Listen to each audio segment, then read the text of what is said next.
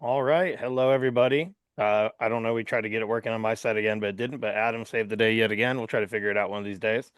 But thank you for tuning in to episode 3 of Quest Q. We are all back here to continue the sinister secret of Saltmarsh. So last time we left off on quite the cliffhanger as they went and explored the entire top of the house, or at least the entire middle floor and most of the top floor, I believe. They finally ended up way back in the basement once again. And this time, when they went back down, they brought the wheelbarrow with them. The party wanted to start piling up some of these bodies so that they can bring them back to town in hopes of, either help maybe having them get resurrected by the local cleric or something, or at the very least, just returning their bodies to their families so they can get a decent burial. And just as Poke started to prod at the corpse, um, a voice emerged from the darkness behind them. Suddenly, out of the darkness, a gigantic demon stepped forth. This Ooh. demon is very tall, green skin, black, red, and green wings. It is so tall that it looks like it's having to kind of bend over slightly to fit in the room. So, what would you all like to do? You are Right. staring at this demon. You have 1 second before we roll initiative. If there's just something you want to do uh, I think suddenly. we I think we should wait 30 seconds because there's a bunch of people in an ad where they had to reload. So all our viewers can't see us or hear us. Subscribe to remove ads or use an ad block. So last time Mac was kind of literally like looking in the chimney. So that's basically where Mac was when the thing started happening. How do you see how many Yes. people are in the channel? It was Yeah, so I'm poking at these corpses and this demon's just appeared out the darkness. Um, I'm busy poking at these corpses. So the demons showed up. I All right, think so it looks like the ads, most of the people should be out of the ads. So yeah, we can go ahead and kick this thing into high gear. There's this giant demon standing here in front of us, and that voice basically threatened you all. So let's go ahead and roll some initiative. mhm. A 21. 18. 18. 4. 4 for Poke. hang on. Got paper clips. Poke stuck. never gets a good initiative roll. What do we have for Callum? Got 14. 14 for Callum. And all right, the enemy is currently at a 12. So go ahead and start off with Howie. So Howie, yeah, you're presented by this giant demon like Max behind you. He was about to go investigate that fire pit one more time. Poke was poking and prodding at the bodies, and then there is now this gigantic demon standing here in front of you. What would you like to do? Well, how he has established when surprised and under the influence of alcohol, has a tendency to spray acid in alarm. So, the breath weapon, the acid, a cone of acid, sprays from where's the effect here? Sprays from Howie's mouth as he's caught by surprise from the corner of the cellar, out towards old Johnny Demon over there. So that's the DC 11 dexterity save. Saving throw? For- Okay. Yeah, for 4 damage if it fails and 2 acid damage if it succeeds. All right. Then gonna recover somewhat his composure if his natural belligerence takes over, and how he closes the distance. And So you're doing your acid Unleash- breath, or sorry, Yeah. what was this?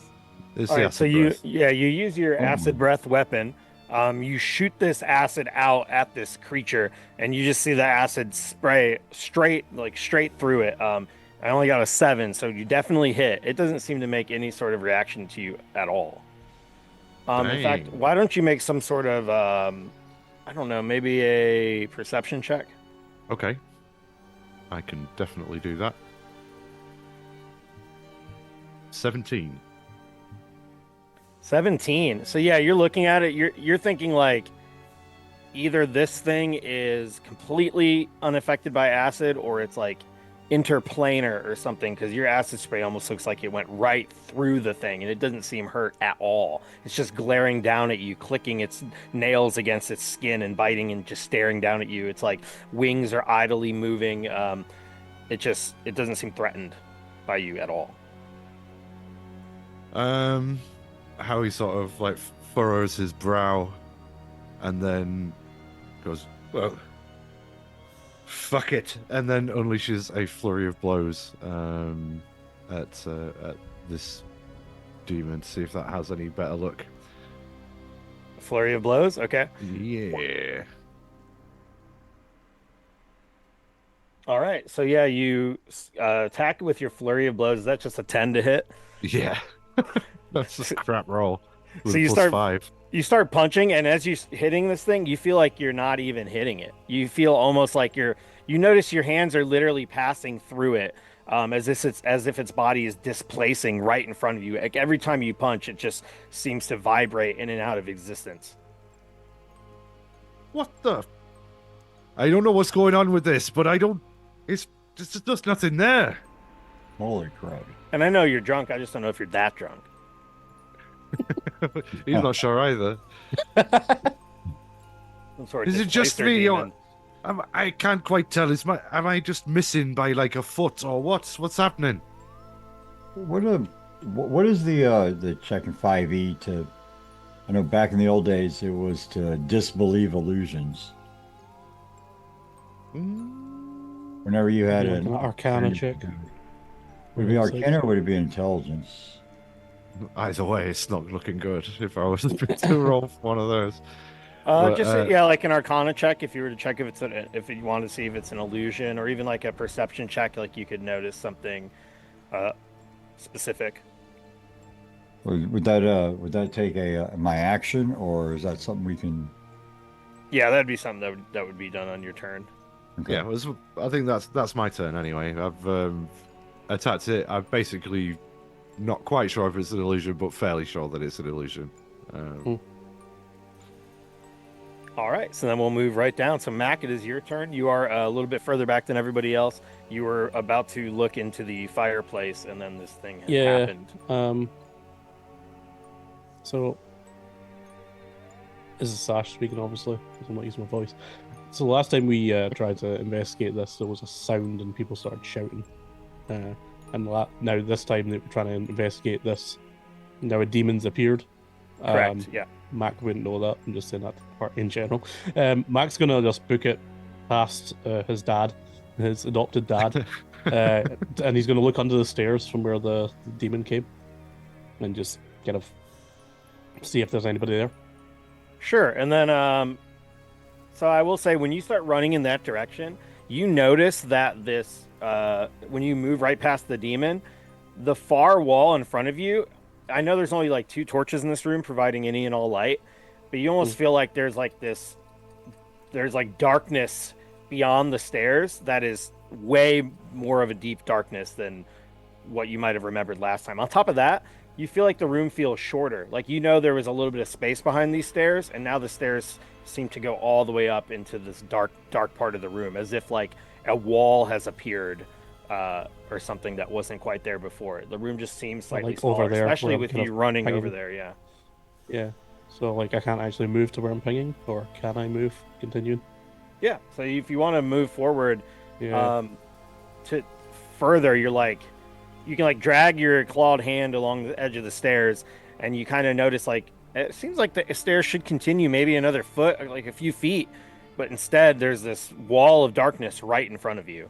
And if you were to reach your hand out, you see it disappear in front of your face. Like Mac's there's- just gonna keep using his movement now. I don't know how. I don't know if these are like correct squares, are they? 1, 2. Yeah, they should all be about 5 feet. 6. Yeah. So he'll just dash. He'll just use the dash action and start continuing on.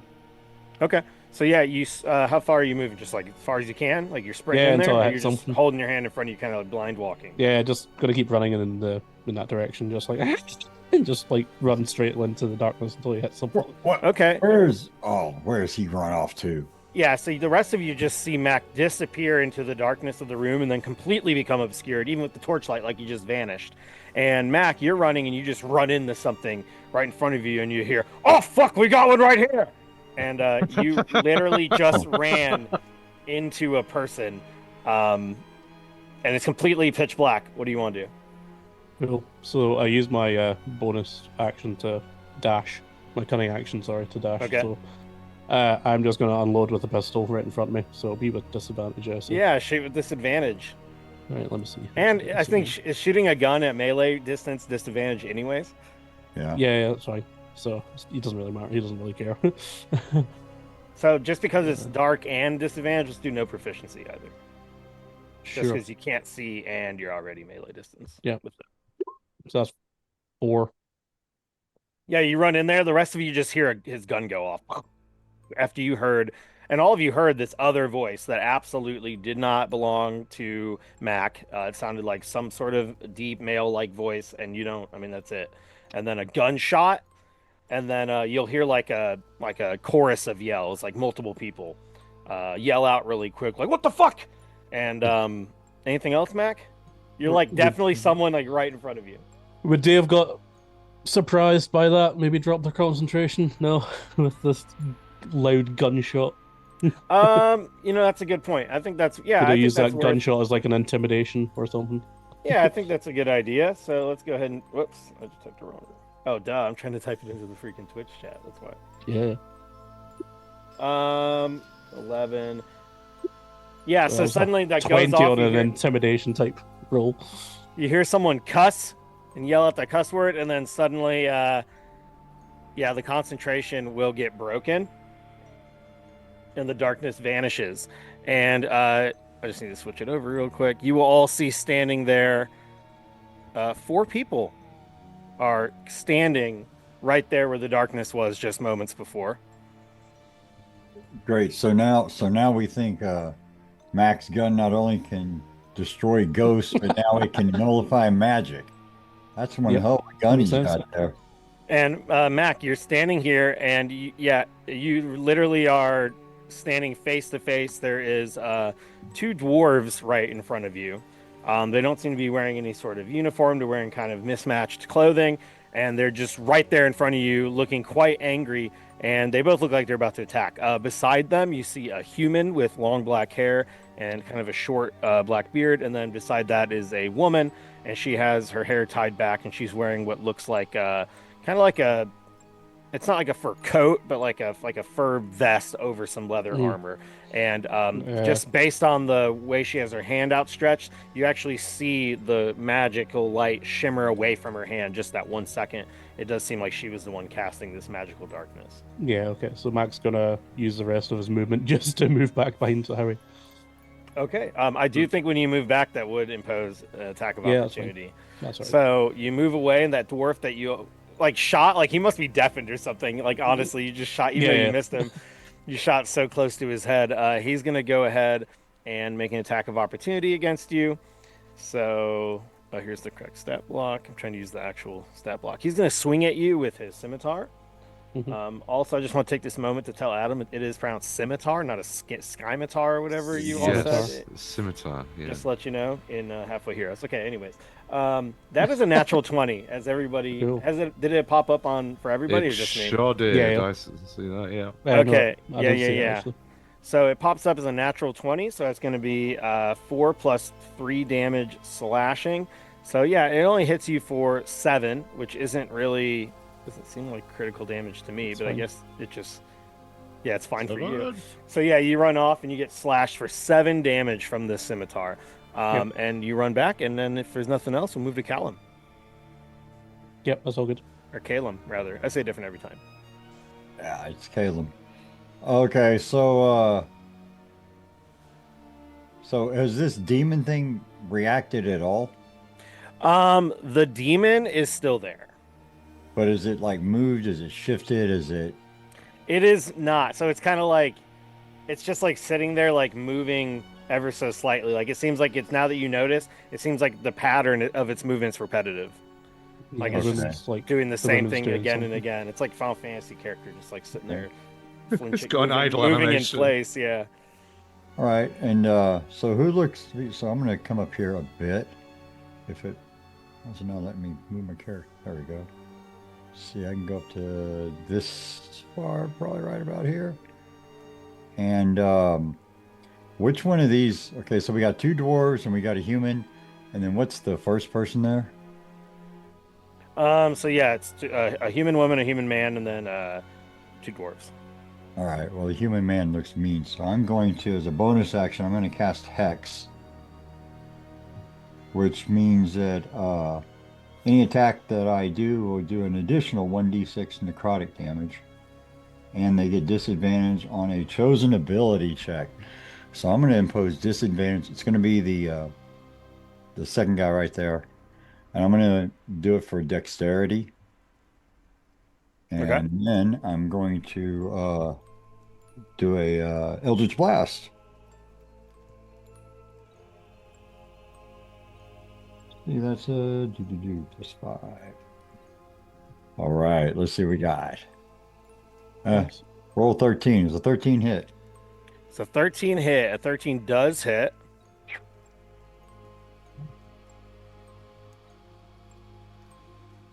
Let's see here. That guy is going to be 10, 3. So it's 9, and then I'm rolling 1d6 for the necrotic damage. So a total of 14 damage. Nice. All right, 14 damage. So okay, and that's just from the Eldritch Blast. Yeah. Yeah, Eldritch Blast and Hex. Let's see, and I believe that's all I can do. I think I'm gonna probably back away a bit. No, probably do it like that. I don't know if that's legal or not. Going up, shooting, and zipping back. That's fine. All right, so Well, you, I'll yeah. allow it. you hit him with the Eldritch Thank you. Blast, and you'll hear him say, "God damn it!" And he grabs his arm right where you hit him, and when he does that, this demon vanishes. I don't suppose all those bodies vanish. The bodies do not. The bodies are still there. Oh, the smell. Well Okay. met, friend. Thank you for banishing the demon. Well, I don't think I'm the one that did all that. I think it was your little kobold friend there with that magic pistol of his. He's, he's doing all He kinds of summoned crazy. aid with his magic gun. Tell you what.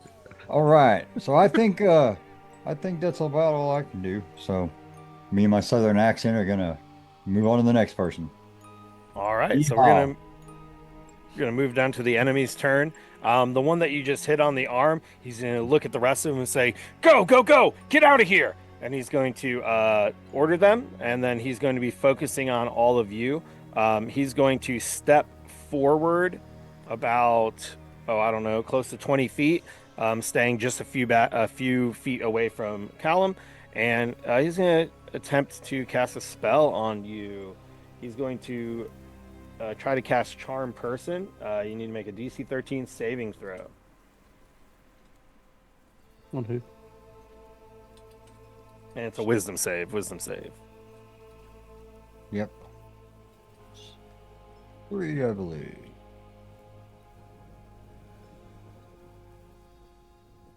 All right, a 15. That's pretty good. So yeah, he attempts to cast the Charm Person on you, and it does not work. Whoa, So whoa, hang on there, boy. I'm not. Nope, nope. I don't play all that. You just go find yourself another girlfriend. he's gonna say, "Hold on a minute. This is all just a misunderstanding." And it's like he's staring at your eyes to see if you're buying it. Like I don't know that he would know if it worked or not until Could I sees fake how it? everybody responds. I don't know. I mean, you did say we're not playing that. Yeah, I did. Yeah, I already did say that. Yeah, yeah. The other Oh, yeah. Second bandits. thoughts. You make a convincing point. That's right. The other bandit is going to run forward as well and get just a few inches away from Callum, and then they are going to here it is. They're going to run forward to you, and then she's going to actually hold out her arm. You see her hand start to glow, kind of that purplish black color, and then there's a blast launching from her. She also gets 22 to hit, so it's a Jeez, crit there. Louise. And you get hit for 17 damage. On top of that, when you are hit with this Eldritch Blast, you are pushed backwards 10 feet, and there is no save associated with that. And you are thrown backwards towards where Mac and Poke are, kind of onto the opposite side of the room where there's some crates piled up. And she's going to blast at you, and then she's going to move closer, and she's going to stop kind of just in front of the fireplace. The other two are going to rush forward along the edge of the stairs and kind of over the bodies, and one of them is going to swing at Howie. Well, I need to interrupt you here real quick if I can. Okay. Because I have exactly 17 hit points. Okay. So you So are now- knocked unconscious when you get No. flung back 10 feet. Now, if you're knocked unconscious and you come back, that doesn't count like a short rest, does it? Per chance? It does not, I no. just thought I'd ask. No, sir. So when you got blasted with that Eldritch Blast, it knocked you out? Yeah, that was a very impressive Eldritch Blast. All right. So yeah, Callum, Oh. you're hit for 17, and you all just see him drop I just to the crumpled. ground. Which means the mage hand drops, which means the light, so the torch is on the ground. And he is currently unconscious with 0 hit points. The other two bandits are going to rush forward, and they're going to both go at you, Howie. They're going to run towards our Dragonborn monk here, and they're going to attempt to hurt you. So one of them is going to swing their scimitar at you. That is going to be a 4 to hit, so it's a natural 1. I am a fair and benevolent DM, so when I make you all roll D100s, I make my guys do that too. It's a 71, so yeah, it's not low enough to really have any extra effect. They just swing, they miss, and then we'll go to the other one. The other one's going to swing at you, and that's a 16 to hit. Does that hit, Howie? Ooh, it meets, so it beats. All right, so you do get hit this time for 6 damage from one of their scimitars. Oof, that is no good. And you'll see the one that seemed to have been based on just what you noticed, seemed to have summoned the demon or was controlling the illusion or whatever it was. He's gonna say, "Oh, come here! I'll kill you like I did them." And he does not seem intimidated by you all at all, especially now that he saw Callum vanish, or not vanish, but saw Callum hit the ground unconscious. And we move to Poke. Poke, what do you want to do? Oh, we can't have someone slinging spells around like that. That's dangerous. You take someone's eye out. So Oh, I'm Howie gonna looks attempt to- pretty battered, by the way, as well. I'm going to attempt Make a cake to out of 'em. stab the person who shot Caleb in the face. Oh, it hit me in the face. Oh, well, I didn't know. That's extra. That's going to be emotional damage there. Yeah. Well, that was this one over by the fireplace, wasn't it? It is, yeah. She Yeah. hit with that Eldritch Blast. She also seemed to be the one that was casting the darkness earlier. She probably believes in the thing. Have called we love. had a short rest since our last combat? No. No. You have not, no. Okay. no. The only rest was after you all got in the house and started cooking stew. Okay, does a 14 hit? Against the lady that cast the Eldritch Blast? Yeah. That hits, yes. Okay.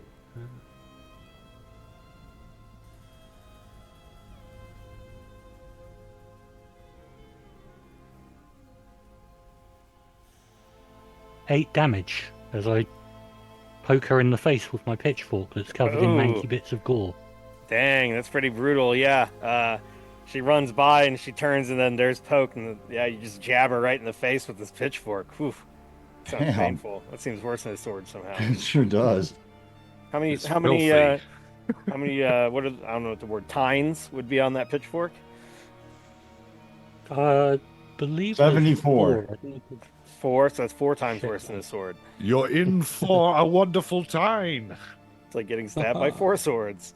All right. But I'm Anything fun. else, Poke? Well, I don't have a action surge because there hasn't been a long rest, so a short rest even. So that's pretty much all I can do. Okay. I also wonder why it is that you can see her health and nobody else's. Interesting. Oh well. So yeah, you hit her for 8. It is interesting that all the other people's healths are hidden like they're supposed to be, but hers is showing up to everybody. Okay. It was the gunshot, man. Yeah, the gunshot, just the ears are ringing. Yeah. All right, so we'll move to Howie. Howie, will you do it? Howie's having just fought a spectral demon that he wasn't sure whether it was real or not, and now being confronted by 2 identical dwarves is really what Yeah. and then just hits the one closest to him immediately in front on the map, or attempts to anyway, with his boat hook, aka quarterstaff. Was that be against Tweedledum or Tweedledee? I guess it would be D, would be the one on the right on the Or overlay. Tweedledummer. That's true, could be. Does an 11 hit? I don't suppose it does. An 11 does not. Gosh darn it. How about he then sort of recoils, still isn't sure whether this is just an artifact of him having double vision, and uses the bonus action to try to do an unarmed strike with sweeping up with a roundhouse kick. An 8 also misses. He's really not sure whether he's just fighting spectral creatures or if he's just incapacitated to the point of whiffing all Dancing. his shots. Did he sample some of that stew or something? I mean, He's just been consistently drinking out of his gourd all the whole time, but I mean, it's the moonshine that he makes in the swamp, so... it was turnip stew, but there was turnip soup. But the moment you added some of that centipede meat, it became a stew. It's spicy. Somebody run upstairs and grab that big old bucket of stew and throw it on him. It's all poison. It's like True. it'd take like 20 rounds or something. Hang on. We'll be right back. Just hold right there. Every time you Yeah. enter this room, something happens. It seems like. All right, Howie, you did not do it. Anything No. else? How he doesn't it? Nope, that'll do for me. Yeah, I've used all of my actions. All right, then we go to Mac. All right, Mac. Callum just like got hit by this thing, flew back, crashed into one of these crates that are right here by the base of the stairs, and is limp on the ground in front of you. You see Poke just stabbed one of the spellcasters in the face, and then the other 3 people seem to be ganging up on Howie pretty well. What would you like to do? Yeah, so Mac's gonna go over here and hide behind the crate, and then he's gonna try and fire at one of the enemies that I've not decided on yet. Well, just All roll right, to all right. hide Now, first. when you say hide, are you trying to take the D&D action? Cunning hide? action. Cunning action. All right, hide. so now they make you take a stealth check. Why don't you go ahead and do a stealth check? I'm gonna let you do this with advantage since you actually have something to okay, hide well, behind. 27. Well, 27, let's yeah. roll 'Cause it these for- days there's a base 15 on that, but yeah, you're actually hiding pretty well. So that means you have cover as well. I'll Yeah, give you so- partial cover on everything, and then go ahead. All and- right. So do let's what roll you wanna to attack. D20 plus 6. Right. Who's been hit? Just the 2 spellcasters, right? Yep. Yeah, the other 2 have not. Yeah. Which one? Sorry, which one was the one that hit Harry, or did they both hit? The woman right here that's with the Poke. 2 yeah. dwarfs. Yeah. Well, the one that hit Howie was the woman down here near the fireplace near Poke. Oh, okay. She's the one that hit Howie. It's a blast and sent him flying back and knocked him out. That's Kalen, Uh, you mean? Oh, I'm sorry. It was Yeah, the dwarf Kalen, that Kalen. hit me. You're right. Yeah. Yeah. So I I'm kept wondering saying which- Howie. which- You're right, but I was thinking. Kalen, Yeah. Which dwarf hit?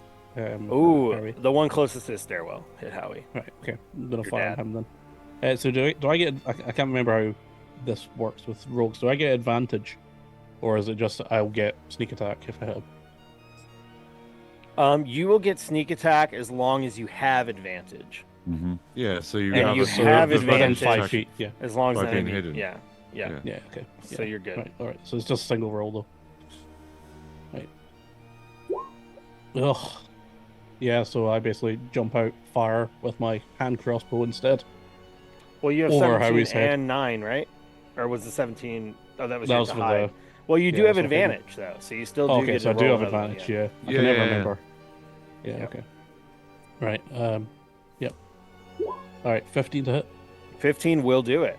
Hell All yeah. right, cool. Ask Howie. Shoot One. that boy. D6 plus 4. That's 6 damage. That's maximum damage there. Ooh, nice. Yeah, you Nice. just Or no, not shoot quite, one of but, them, yeah. catch him right in the And shoulder. then 1d6 for a sneak attack. That's another 1 point of damage. All right. So yeah, you shoot him in the shoulder. What's a sneak attack? Is it like a second bullet, or is it just like a better aimed bullet? Just or a better like... aim. Yeah. I managed to get him just underneath the collarbone or something. Yeah, you jump out and you're able to hit. You notice like with the way the armor is, if it's not a headshot, it's not gonna be lethal, but you're able to hit like in such a spot that it's weaker. And yeah, you shoot there right near the armpit, Yeah. and then he's gonna let And out then this I'm just yell gonna of dive pain. back behind the crate. All right, Callum, you're unconscious. Go ahead and make a death saving throw. 1d20, please.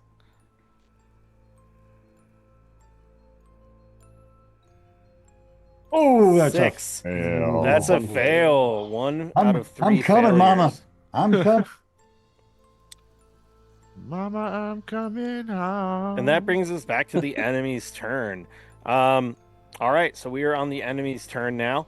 The male spellcaster that seemed to have been controlling the demon illusion at some point, he's going to run over to the side near where the woman is, and he is going to say, come on, everyone, get out of here.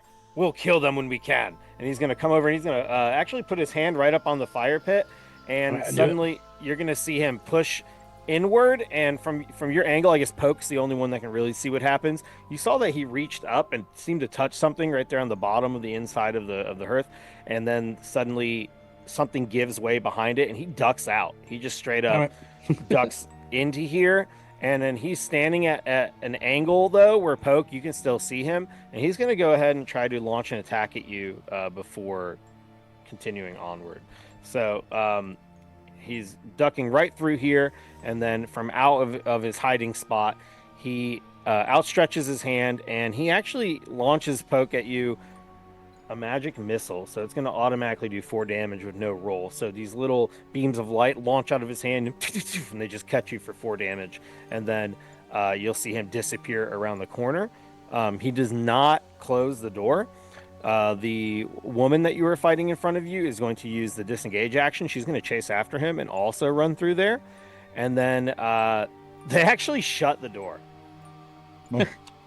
The door shuts, and the rest of you, the 2 bandits that you're fighting, seem like they look over like in surprise, but they're also currently engaged in battle with Howie. So they're both going to continue to attack Howie.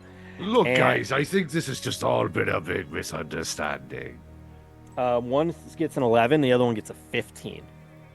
No, neither of those works. Just, look, lads, it's all just a... Oh, hey, very enthusiastic. Just please, if we could just talk about this. So yeah, they swing twice, and they're like, talk. What do you mean talk? Who are you? Why are you here? Why have you come here? And they're holding up their scimitars, but as you can see, they keep missing you. And then that moves on to Poke's turn. Poke, this door has clicked shut, but I mean, you saw them enter pretty, right in front of you. Yeah, I'm going to go and try and open it again.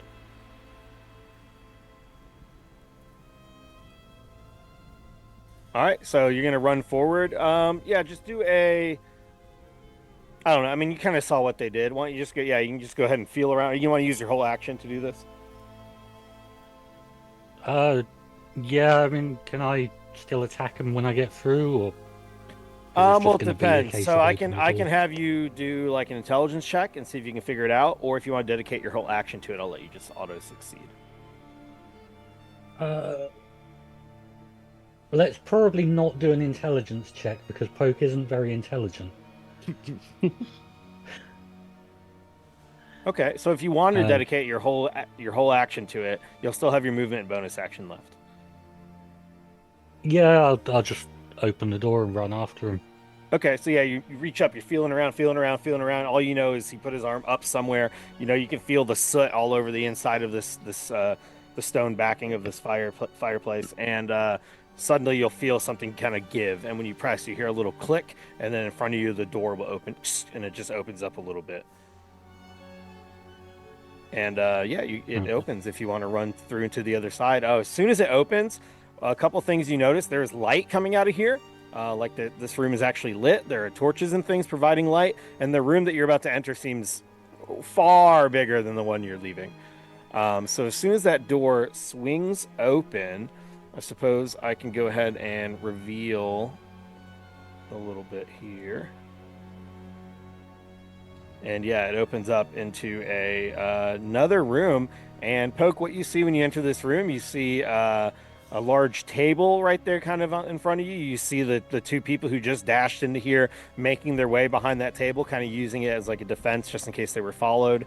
And then you see like at least a dozen or so cots set up straight across. You still have pretty much your whole movement. You've only moved like a couple feet. Cool. Where's my movement? 30. I'm not going to be able to run around them without attacks of opportunity, so I'm just going to run up to them. Like, oi, I'm not done with you. Oh God. All right, Come yeah, back here. you come running up to them, and sorry, I keep pinging. I'm trying to drag everybody so that they can actually go to the right place. Okay, yeah, you run up, and they're right there. Is there anything you can do with your bonus action? I have no idea. Is there? So you can shove them. That's about it. That's all the thing that everybody has. So I don't know if your class specifically has something, but you could try to shove one of them if you wanted can't to. grapple them or anything. Grappling. An attack roll. Yeah, it's a regular action. So, Yeah, I don't want to shove them away. I'm trying to bring them back. okay. Trying to run I'm away looking from that us. up, and apparently a shove is an attack anyways. I guess Baldur's Gate's just a fucking liar. Yeah, it is. Yeah. Damn Baldur's Gate. Basically, we'd have no bonus actions at level 2. Damn it, Baldur's Gate. I thought you fixed D&D. You did. We made it better. I wish things functioned like that. All right, anything else? Don't think there's anything else I can do. All right, then we'll go to Howie. Howie, you got these two bandits on you. I don't even know if in this, 12 seconds of the fight that have gone by so far, if you even noticed that the rest of your party has what they're doing. I'm sure you hear Mac and the gunshots, but I don't know if you even know Pokes ran through the fireplace at this point because you have two Absolutely bandits on doesn't. you. No. And you think you're yeah. fighting illusionary demons or something. I don't know. He doesn't know whether he's fighting one bandit or two bandits or no bandits. Yeah. But when last he spoke, he was trying to negotiate with them. Look, fellas, why are we even fighting? What's going on here? We just came to find a little girl. Please stop trying to stab me. A little I'm girl. gonna die. What little girl? We know nothing about a little girl. You're an Well, the intruder. Little girl went missing. We came investigating that. We found all the guards and that. They were supposed to have come. If that was anything to do with you, none of my business. I just want to find that girl. We'll get out of your hair. Then get out of here. We don't know anything about a little girl. These were thieves. And he stomps down on one of the wrists of one of the bodies he's standing on top of. They say that, but they don't really look like they're willing to let you leave.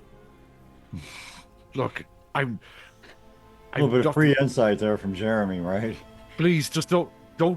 If you kill me, nobody will be able to restrain that furious little kobold. And he's got a magic gun he's got a magic gun that kills ghosts, and he's got mega rabies. And I'm the only one who can hold him back.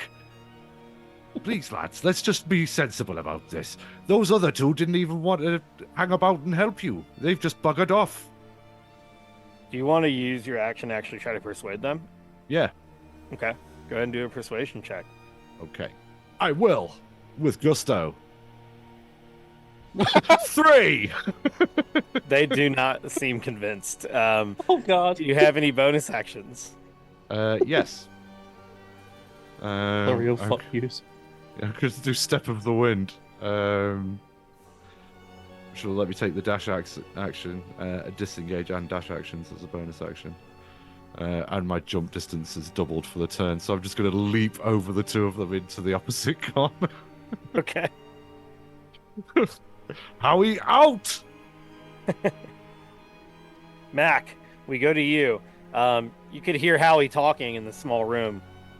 Yeah, And I was you just could- like you could making random noises to try and help him there. Like, tell the way that so- he seemed to fail in his persuasion here. And then he just Uh, yells Howie out and somersaults across the room. What would you like to Sure. do? I think you saw everything. Like you saw Poke lead. You're the most aware right now. You've seen all the sides of this. Somehow. I'm just gonna fire on the same person that I've been firing on. So do I still get advantage because I'm hidden? Yeah. Yep. Right, cool. Well, yeah, I think you do. All right, let's try it. You just won't get 13 to hit. 13 to hit. So 13 does hit. Yep. Okay, so just 1d6, just normal roll. Yeah, it still gets advantage. You're an unseen attacker. All right, cool. It's so weird. Like I know that's the maximum rules, damage, but then with That the new is thing that max came damage, out, I'm like, alright. what has changed? So 10 plus 1, so 11 points of damage to that same one I've been attacking. All right, yeah, the one that Howie was talking to that had already gotten shot once. You shooting them probably had something to do with them not being able to convince them to just let you all go. That one you kill. What does it look like when you kill this dwarf? So basically, let's say that Harry jumps on the guy's shoulder as he's running, Yeah, Away. vaults over him. and then just as he kind of pushes him back with his foot, the guy kind of stumbles forward and just gets like a crossbow through the eye. Jeez, Nice. this seems pretty Crossbow. vicious. Yeah, I'm not using my gun. I only use the gun sometimes. Oh yeah, they're not ghosts. That's right. Yeah, it all makes Ghosts sense. are demons at this point. Neutrino wand. And Yeah, he dies. Then- He's not a ghost. He falls on the ground. There's blood everywhere. There's a dead man on and the then floor. I'm going to cunning action dash towards Harry. Up towards where Harry is, Okay. sticking together with him. All right, you run over there. You're abandoning the body of Callum. I mean, we're still in the same room. That's true, but if he rolls a natural one, he's dead forever. All right, Callum, it's your It's turn. not what I can do. Go ahead and roll a d20 to see if you are alive.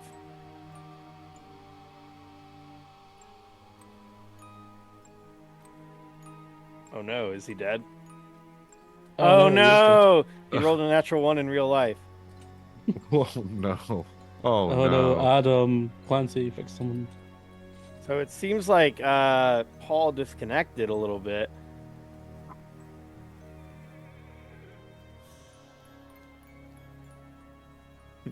You did. Okay. In the next episode of. All right. Quick break. Quick So BRB yeah, until he appears.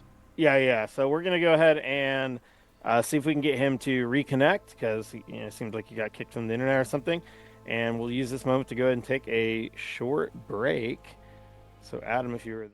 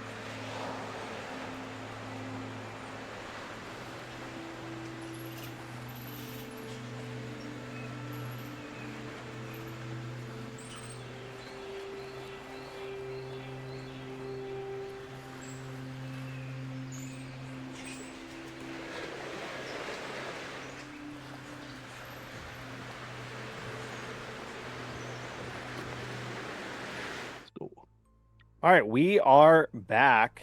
I hope. Paul is here. It was just a slight internet connection, so we are back. It is now actually Callum's turn. I was afraid that he just rolled a nat one and rage quit or something. He actually has not rolled yet, so we are going to find out. As long as he does not roll a natural one, he is not dead. So go ahead and roll. Hope for a natural 20. No pressure or stress at all. I was fine until you said those words, but thank you. Here we go. I'm rooting for you. Oh, double one. Ooh, that's an 11. All right, that's a one twice. You're dead. That's right. No, okay. Yeah. So no, yeah, an 11 counts. So you have one success and one death. The one thing that was running through my mind was that if I actually rolled a one and died, and I became the spirit trying to go to heaven, then Mac would turn around and go, "Ghost," and kill me with his gun, and then I would be stuck in Eden forever. Ooh, that would not Magic be ghost good. gun. Right. And that means we're gonna move right along to the enemy's turn. I do want to note in the future, I don't always group all the enemies together like this. I do sometimes if there's like a whole lot of them. This time it was just because they were hidden. It was just to make it easier. Yeah. But in the future, I'll normally roll them separately. So it is the enemy's turn. The two bandits that you just ran away from, Howie, they're gonna Oh, actually. one of them's dead. Oh, you're right. Yeah. One of them is dead. There's not two bandits. There's one bandit and one dead body. One of the bandits is dead. The other one is still alive. He's going to run across the room, away from you all, and try to duck through this door, and then come up right behind you, Poke, and is going to attack you. It's going to get advantage on this attack as it is. What's the word? Flanking. Yeah, it's flanking with you right now. So it's going to go ahead. Is flanking you. And it's going to go ahead and attack with the scimitar with advantage. So the second roll was a 20, non-natural. Yeah, that hits. That hits a dirty, unnatural 20. All right, it's going to hit you for an 11 damage total, 7 plus 4 slashing. It's really strong. Ow. 11 damage total, 7 plus. So does that? I'm assuming that hits, and then yeah, you're still standing after taking the 11. Yeah, I've still got 5 hit points left. Okay, and then we will move to the other two. The woman that's in the back, she's going to back up. Behind her, there's actually a stairwell that seems to be leading upwards, which might be confusing to Poke because you've all pretty thoroughly investigated that main floor. So you're probably not certain where that stairwell leads to. She's going to kind of go right beside it so that it's on her left, and she's kind of bracing herself up against it, and she is going to try to fire off another Eldritch Blast at you, Poke. So she's going to shoot at you with the Eldritch Blast, and we will see what happens. That is a 16 to hit. Yeah, that hits. All right, you get hit for 8 damage, and the blast sends you flying up against the wall, and I believe it knocks you unconscious. Would that? Yeah, I'm at -3 hit points. All right, so yeah, you are currently unconscious as well. Now, at that range, being right there, is that a disadvantage? It's not. No, it's well within range. Gotcha. And with the flanking, it would be, or with the enemies being within 5 feet of it, it would also be advantage too. So, Gotcha, yeah, yeah. Sorry about that. that's fine. Yeah, it's like only 40 feet away. So yeah, to go ahead and shoot, and then Poke's unconscious. The other two bandits. Well, I don't know. I guess the rest of you don't know what's going on in that room. Howie and Mac, you'll hear like a shout and then a thump against the wall, and then that door is going to shut again with a click. And as far as you know, that's it. You don't know what's happening on the other side. Poke, we go to your turn. You can go ahead and make a save here. A death save. Just a straight D20. Just a straight D20. 17. 17. If it was a natural 20, you'd have just woke up immediately, but that is one success, so that is good. All right, Howie, it's your turn. You don't know what's going on. You know Poke rushed in there, there was a big No thump, idea. and then that door shut. And yeah, it's a bloodbath. Well, since Howie doesn't really have a lot of options, not aware of the mechanism in the fireplace, and he can see his friend is downed. It's gonna head over to Caleb and help him up, stabilize him as best he can. Okay, and I'm just hiding this again since you do not know what's going on in that room. All right, so you run over. You're going to try to stabilize. So go ahead and make a medicine check on Caleb. Oh, rolled twice, but the first one was a 16. A 16. Yeah, 16 is definitely good. With a 16, you are able to stabilize Callum. So Callum, you're still unconscious, but 0 hit points, but you are no longer dying. Well, that's And really good. so that's, I mean, it's good that you don't have to worry about dying, on your next turn or anything. All right, Howie. So you know just from your training, even in your drunken state, that they're mainly out of danger for now. Ugh. Where the hell did everybody go?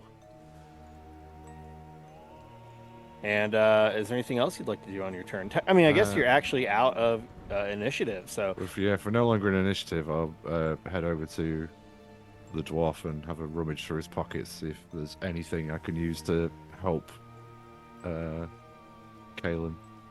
all right, yeah. When you come over here, you're going through this dwarf's pockets, and yeah, you know for sure, this dwarf's definitely dead. Bullet hole right in the chest. In addition to the one that was already in the shoulder.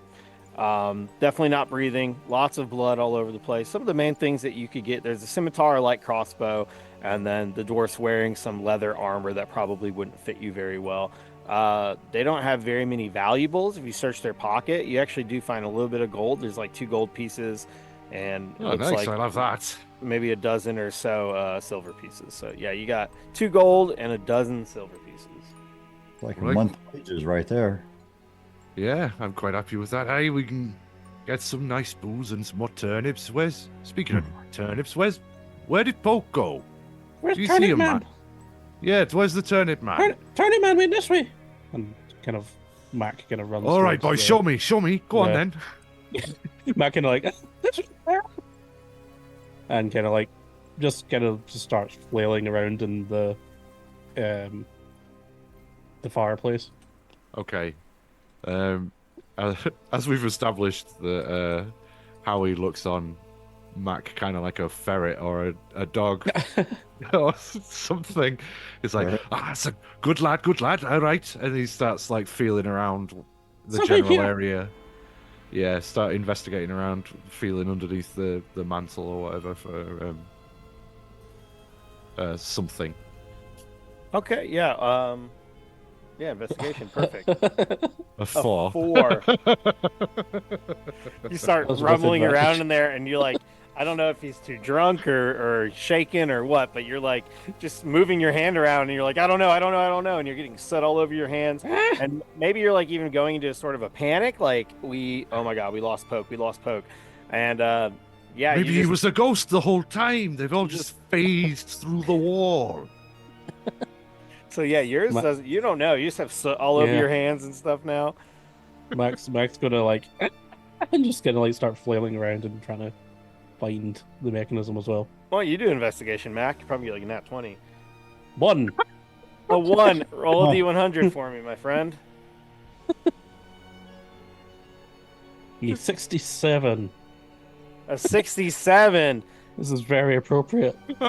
Characters. Oh my god. All right, so you're just 67. reaching your hand in there and feeling around it. You can't find it either. You're like, I don't know where they went. I think you press up against the back of it and you can feel the part of the door that moves and gives, but you're like, you're not sure how to unlock it. And Callum's just on the ground unconscious currently. Maxino's gonna walk over to kill him and just kind of like. Do I need to do another death save by this point? Yeah, I think this amount of time is enough past. Enough time has passed. You can go ahead and do a death save, Poke.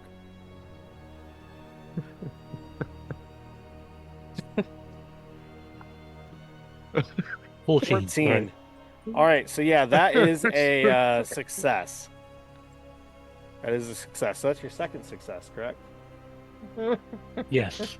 All right, so you have 2 success. The 2 of you are over here, and Howie and Mac, you're like, I don't know how to get through there. We're screwed. Mm. But here's Callum. Is there anything else you wanted to do in this room? I Yes, guess. yeah. And I think we'd continue kind of flailing around like Yeah. hopelessly, just trying to keep going while as the kind of rounds are going around in the background.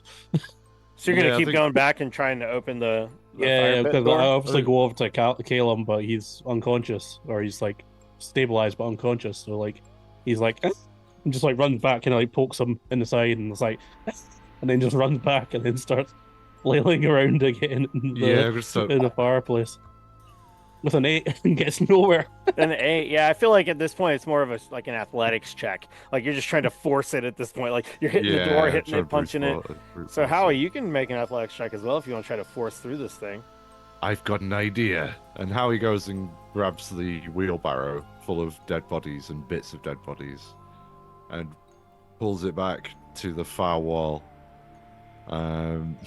Just rams it. And then, charges at full speed with a wheelbarrow full of corpses to thrust it into the back of the fireplace. Are you gonna Ramming take the wheelbarrow? speed! Oh my Yeah. gosh. Okay, do this with advantage because it's hilarious. With all the My guts. wheelbarrow. We're gonna have hilarious consequences.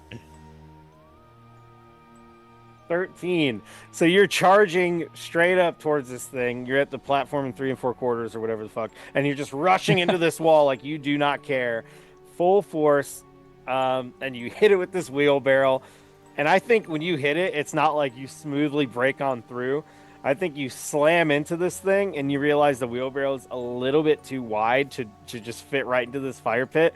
It hits the back wall. It busts the door open, but it also feels like you just rammed a wheelbarrow into the wall. So you are knocked backwards. You're going to take 1d4 damage. no. You're going to take 3 damage as you just rush into no. the wall. And, hit And this Howie thing. is knocked unconscious. And then Oh my you god! see Howie flip backwards. He falls Oh, on the God. ground unconscious. And then Mac, you just see that the back of the back of the fire pit is opened slightly. So, Hey, so Poke, my- why don't you go ahead and make yeah, a please, save here? Well, now my question here is: would this be considered difficult terrain with all the body parts that were in that cart, and that one corpse that we put on there? Go on, Poke, roll your death save. Oh. Oh no! one fail. 8. Oh no, Poke, that is 1 fail. So yeah, you have 2 successes and 1 failure. And 3. Mac, you're all alone here. Yeah, Mac is now like it looks like we have another failure with Howie as well. But Mac, you do Mac see that the is- door's open a little bit. Mac Oh, is there's those bodies hyperventilating. all over the place, by the way. He's because of he's the like wheelbarrow. he's probably like some kind of like puppy. He's just kind of like nudging his masters and just like realizing none of them are up. He is gonna like trying to attempt to. Well, he's not smart enough to stabilize, but he's gonna. Let's just say he's gonna attempt to do something to help Harry. I don't know. Jumping up and what down the- on his chest to do Yeah, CPR. yeah, something like that. Yeah. So I'm gonna attempt to would, stabilize. What was that, Poke? Would wheelbarrow inflicted injuries be non-lethal damage? Yeah, I mean, I don't know. Like it's- What did you have? 2 health left, and you ran full speed into a wall. I had 3 health left, so it was the exact amount of HP I needed to lose to be knocked I unconscious. think it's fair that it wasn't really lethal damage, maybe, but it was enough to knock you unconscious. So you're like in the same state as Callum, where you're just kind of stabilized for now. I think that Okay. does make sense. Yeah, that's a good Mac point, jumps Simon. and I'm trying to As do a amusing as medicine death check. by wheelbarrow would be. I mean, it's already the corpse delivery system. It only makes sense. Now, So- my so Mac- question here is There are would- bodies all over the place, though. I think it's hilarious that these bodies that, or no Well- bodies were stacked in there yet, right? It's just an empty wheelbarrow. There No, was no. there was at least one body in there There was because it a was body the in there guy and a we bunch of the guy butts. we didn't poison. Oh yeah, the half drow, half human. His body's on the ground now. Poke was in the process of filling it up with all the bits from the middle of the room though when the demon turned up. So Oh. there would be bits and pieces all over the place. Now, is it just While Fair. Mac is unable to actually Yeah. heal anyone, do you want me to just make rolls until I either die or wake up? I rolled a 4 on my medicine to Harry to The stabilize. 4 is not enough, but but I did just mention that, yeah, I think he is technically stable. Yeah. But yeah, Poke, you can go ahead and just roll again.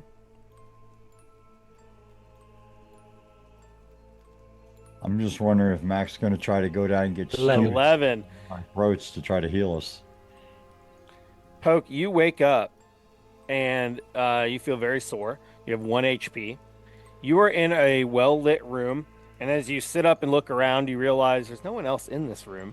There's a table right beside you, and if you're listening, you could probably hear Mac in the other room just kind of freaking out in his shrill Yeah. kobold voice. But you have woken up. It's only been maybe 30 seconds that you were out. Maybe a minute. Oh, my head. Darn it, man! Oh, you Darn it, come man! here, boy. Grumpy Man and Howie are down. Oh, And bloody Mac's hell. gonna like run towards, like run under the fireplace and like point furiously at Howie, and like Grumpy Man is down. Howie is down. My bloody wheelbarrow. Oh, wheelbarrow's fucked. Yeah, the wheelbarrow does look pretty bent out of shape. So it's just Poke and Mac that are still conscious. We did have a viewer go ahead and redeem Cure Wounds. So we have a Cure Wounds, and so I guess since Poke is the one that's woken up, that is going to be cast on Poke. Poke just runs in here. Mac, how do you justify Cure Wounds being cast? Mac is like figuring out all his options and just slowly starting to like poke, just kind of flailing around with his gun. And let's just say for the lulls, he can kill ghosts with his gun. He can kill like whatever else we said, kill shadows with his gun. He accidentally bumps into Poke, and then that's how the cure wounds happens. So his gun magically cures wounds as well now. Oh, it cauterized an injury. It's yeah, like yeah, It just through the power of pure belief, like the wish of a child. yeah. He's just It's flailing my around. gun Poke's is a concerned, it's a conduit. fucking magic gun. Yeah, it's a magic Yeah, gun. yeah, basically, yeah. He So just that's believes it. 3. So you gain 3 HP, Poke. Oh, brilliant. I'm on 4 Dustin HP. DeWeese spent real money to save you. And So Mac's, there was like a you. gun flash, just as a it's like a misfire gun flash, but it actually heals you instead. yeah, and it's now become sentient. I have some bad news though, which is that Poke hasn't got a fucking clue how to heal people. Mac That's can't do okay. anything to you. We don't have a wheelbarrow. We're still only like, People on. You have a wheelbarrow, it's just very damaged. But yeah, I mean, it's bent. It works. Shall we spend a bit of time just hang out here? I'm gonna pick up Howie and put him in the wheelbarrow with all the bodies. On the assumption smell- that he's dead. the smell gets worse immediately. So you take this wheelbarrow, and there was the one body in it of that half drow that fell out, and then you're gonna put that back in the wheelbarrow, and then start cleaning up the other corpses. Yeah, I'm gonna put that in the wheelbarrow, put Howie in the wheelbarrow, put Caleb in the wheelbarrow, and then start shoveling the bits of gore on top of them. Right, well, we better get these bodies back to town. Okay. What's in the room? Oh, you go and have a look in there. Okay. I'll get these bodies loaded up. Okay, Howie, get better. And Mac's gonna kind of go into this room here and just kind of like I think he's look dead, lad. confused. No, he's not. He's fine. Howie can't die. I like Howie. Well, he ain't moving, he's dead. It's fine. Mac's gonna kind of go in here and just kind of like run around, kind of look into for any rooms and doors and stuff. Okay, so Mac, you walk in here while Poke is currently loading up, I don't know, 7 bodies into one wheelbarrow. So we'll see how that goes. Mac, you walk into this room, and yeah, what you see in front of you is there's like literally a dozen of these cots. There's a long table with some stools. There's a couple more crates in here. There's some empty wine bottles and things. There is some food on here. It looks like there's some cured meats and cheeses and things that were out, and some plates, Mm. some bread. People were probably eating in here at some point, kind of recently. They don't seem like Mac super old or is anything. Mac is too distraught to actually eat. And then there is the Oh, stairwell leading upstairs. And then you actually see two more doors in here as well. On Yeah. the far east side of the room, there are two doors. Mac's gonna go over to the doors. Yeah. You're gonna go over there? Sure. You got one to the Mm. north and one to the east. Let's go north first. All right. So yeah, you're walking down there to the right side of the room. See if I can. There should be a way to redirect everybody there. Here we go. And you're over there, and yeah, you said you want to go to the one to the north first. Yeah. Okay. Mac So, is yeah. Mac is not in the mood for eating any of the food. He just blatantly ignores it and just kind of starts running around the rooms. Wow. This must have been a quite traumatic experience. Yeah. So you don't even care about the food. All right. So you come over here and you open this door. It's not locked. When you open it, first of all, it's by far the most well-furnished room you've seen in this entire house. It is clean. There seems to be furniture around it that's actually taken care of. There looks like a bed that actually has a real blanket and pillows. You see that there's a wooden table up against the wall on the right. There's a padded leather chair beside it. You can see an ashtray and multiple cigars that have been lit and smoked down to the butt and then thrown in there on the side. You can also see there's a candlestick with 3 candles that are sticking out of it that are also still lit and they're burning. And then under the table on the right, you can see that there's a small wooden box, and there's a lantern as well that looks like it'd be usable. It's a bullseye lantern. It has like a movable shutter on it. And then you see a shelf against the wall, and the shelf, there are 3 books on it as well. So this room looks like a pretty comfortable room, and all the things look pretty nice and new. Yeah, Mac's gonna try and check in the box. Checking the box that's under the table. Yeah. All right. So you go over and go to open the box. What did you It's roll? 5. 5. When you open the box, you see inside it that there are more candles.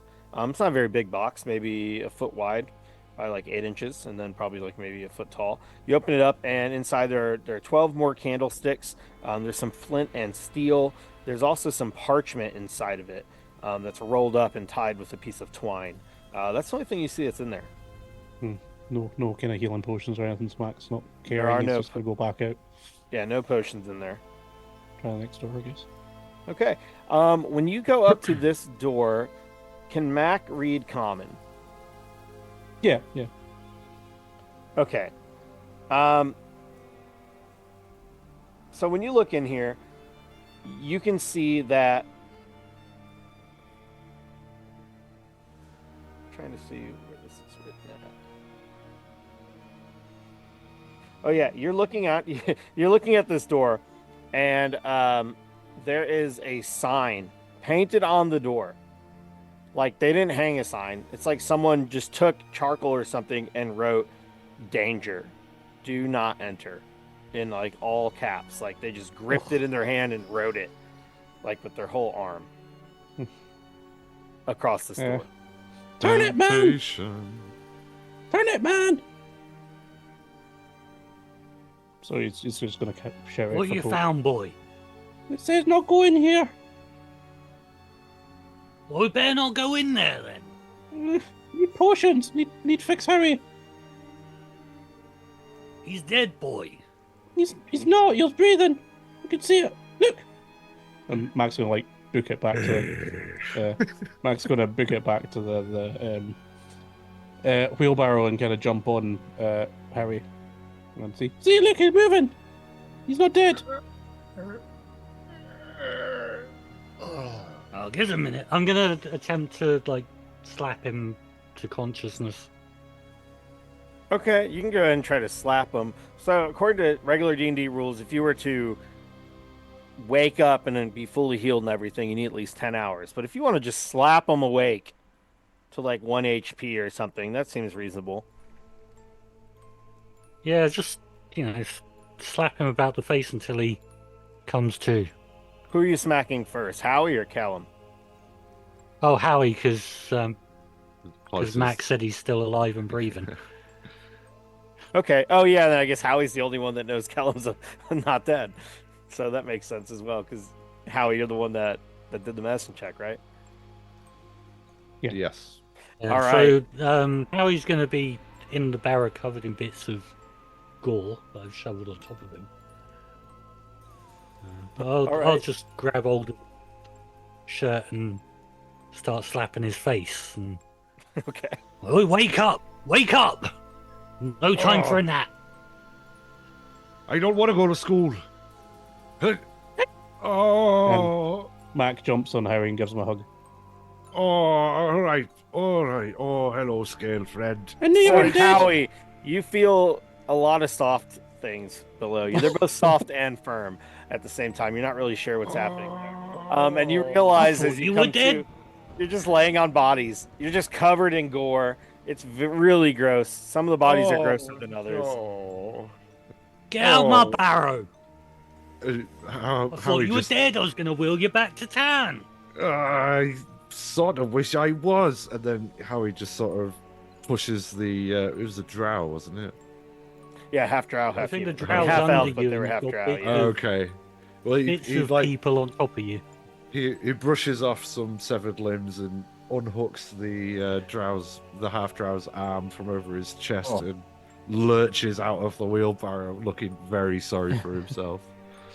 So At it some point, seems yeah. Howie, one of our viewers, the craft guy, has redeemed Cure Wounds. So Howie, you gained 2 health. So that slap Hooray! really, really, I think it sobered you up even a little bit. This like 2-minute nap, Thanks, cat. and the fact that you're covered in gore as well probably makes you want to get out of here pretty quick. Don't. Oh no. What about Caleb? He was still breathing last I checked. Oh, Yeah, is he Caleb- still breathing too? I'll go and give him a slap as well. Caleb's a few bodies down. His head is still sticking out the side, but he is definitely probably, I don't know, he might, if he didn't have a disease before this, maybe he does. He's just hanging out the side, but yeah, you can see his head at least. He's not suffocating. He is still unconscious. Yeah, slap Yeah. him until he wakes up as well. Mac's gonna get some food from the other room and bring some back to Harry. Oh, you're gonna walk into that I large think room? it's short rest time. Yes. Yeah, I mean- will just say also, when you all walk in here, Mac, there's no one else in here. They're gone. Harry, Mac's only really concerned about making Harry better at this moment, so he's just getting food and bringing it back to his Harry. Yeah, Mac comes walking back in with food, real food that looks good to everybody, not just Mac. There is Tasties. cheese and meat. There's, I don't know if Matt grabbed it, but there were like bottles of wine and chalices and Oh. things. Yeah. So yeah, Mac would have gotten food and then a bottle, and he knows that Harry drinks a lot, so he'd be gone, picks up loads of food and puts it on a plate, and then he goes, "Mine," and then he looks at the bottle, and he just grabs a bottle instead and runs back to Harry. Tasties. Oh, thank you very much. Thank you, Mac. And Howie Tasty, just good. bites the cork out of the top of the bottle, spits it out, and starts drinking straight from the bottle. Oh, I needed that. Oh, you want to chuck some of that in the stew? Yeah. I'll do that. Yeah. There's a good bit of flavour that does. Oh no, I accidentally drank the whole bottle. It wasn't much. Oh dear, I'm sorry. Just slipped down. Mac's gonna get a bit of cheese and kind of drop it onto Callum to see if that wakes him up. Well, while he's getting slapped. Mom, 5 more minutes. 5 more minutes. Cheese! Just drops it and just runs off. Delicious, delicious cheese. I tell you what, I couldn't have do with a sit down. Yeah. Matt, can I you am make going it to just a use base my intelligence second check? wind and regain 1d10 plus 2 hit points. That's an excellent idea. Yeah, while Poke is healing, 11. okay, you're confused about the whole thing, but you know enough about your gun that you're like, I don't think he like heals people. I probably just shouldn't shoot everybody to heal them or something. But you are still confused because you're like, there was that one time. I don't know. The gun seemed like it killed a ghost and then it healed someone, but I And think it you got know rid of enough to darkness like, and yeah. no, this is a killing weapon. I shouldn't Yeah. just shoot people that are my friends. Yeah. Yeah. Oh yeah, he's not that bad. Poke, 7 HP you gained from your second wind. That's awesome. Do you have like Yeah. a little like a Super Mario 2 turn up in your pocket or something that just kind of gives you a little bit of extra energy?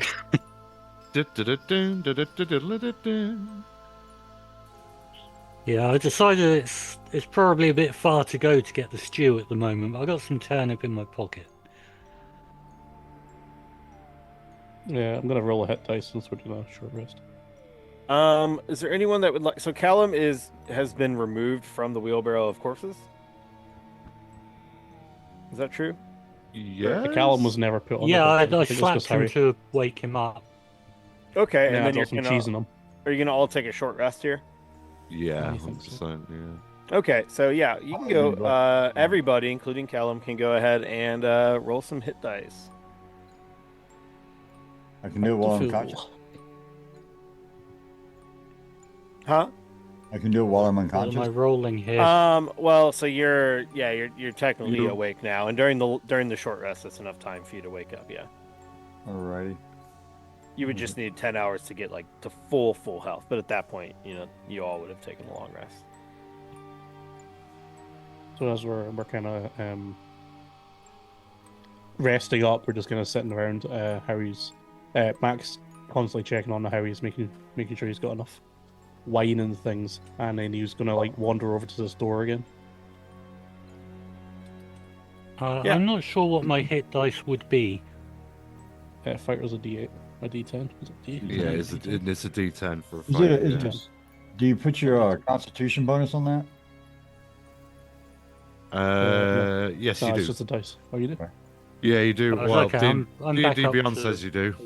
Oh yeah, you do. Yeah, you do. You're good. Okay, I'm on full hit points again. Excellent. I must say, you're looking very Right. good for that turnip diet. I have to think about that. Put hairs on your chest, that will. Well, I don't have hairs on my anything, so but maybe they'd look quite good if I did grow some. Harry, there's a door here. There's a door there. All right. Right. Yeah. Well, okay. But Well, hey everybody! It looks like I was taking a little bit of a nap. are you feeling better now? I feel a little bit better. I'm not entirely sure what all happened, but I woke up in all this pile of bodies Yeah, me too. in my mouth. It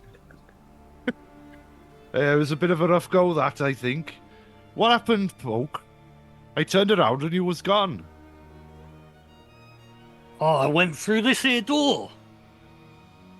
What, and the rest of them just ran off, did they? I guess they got you as well.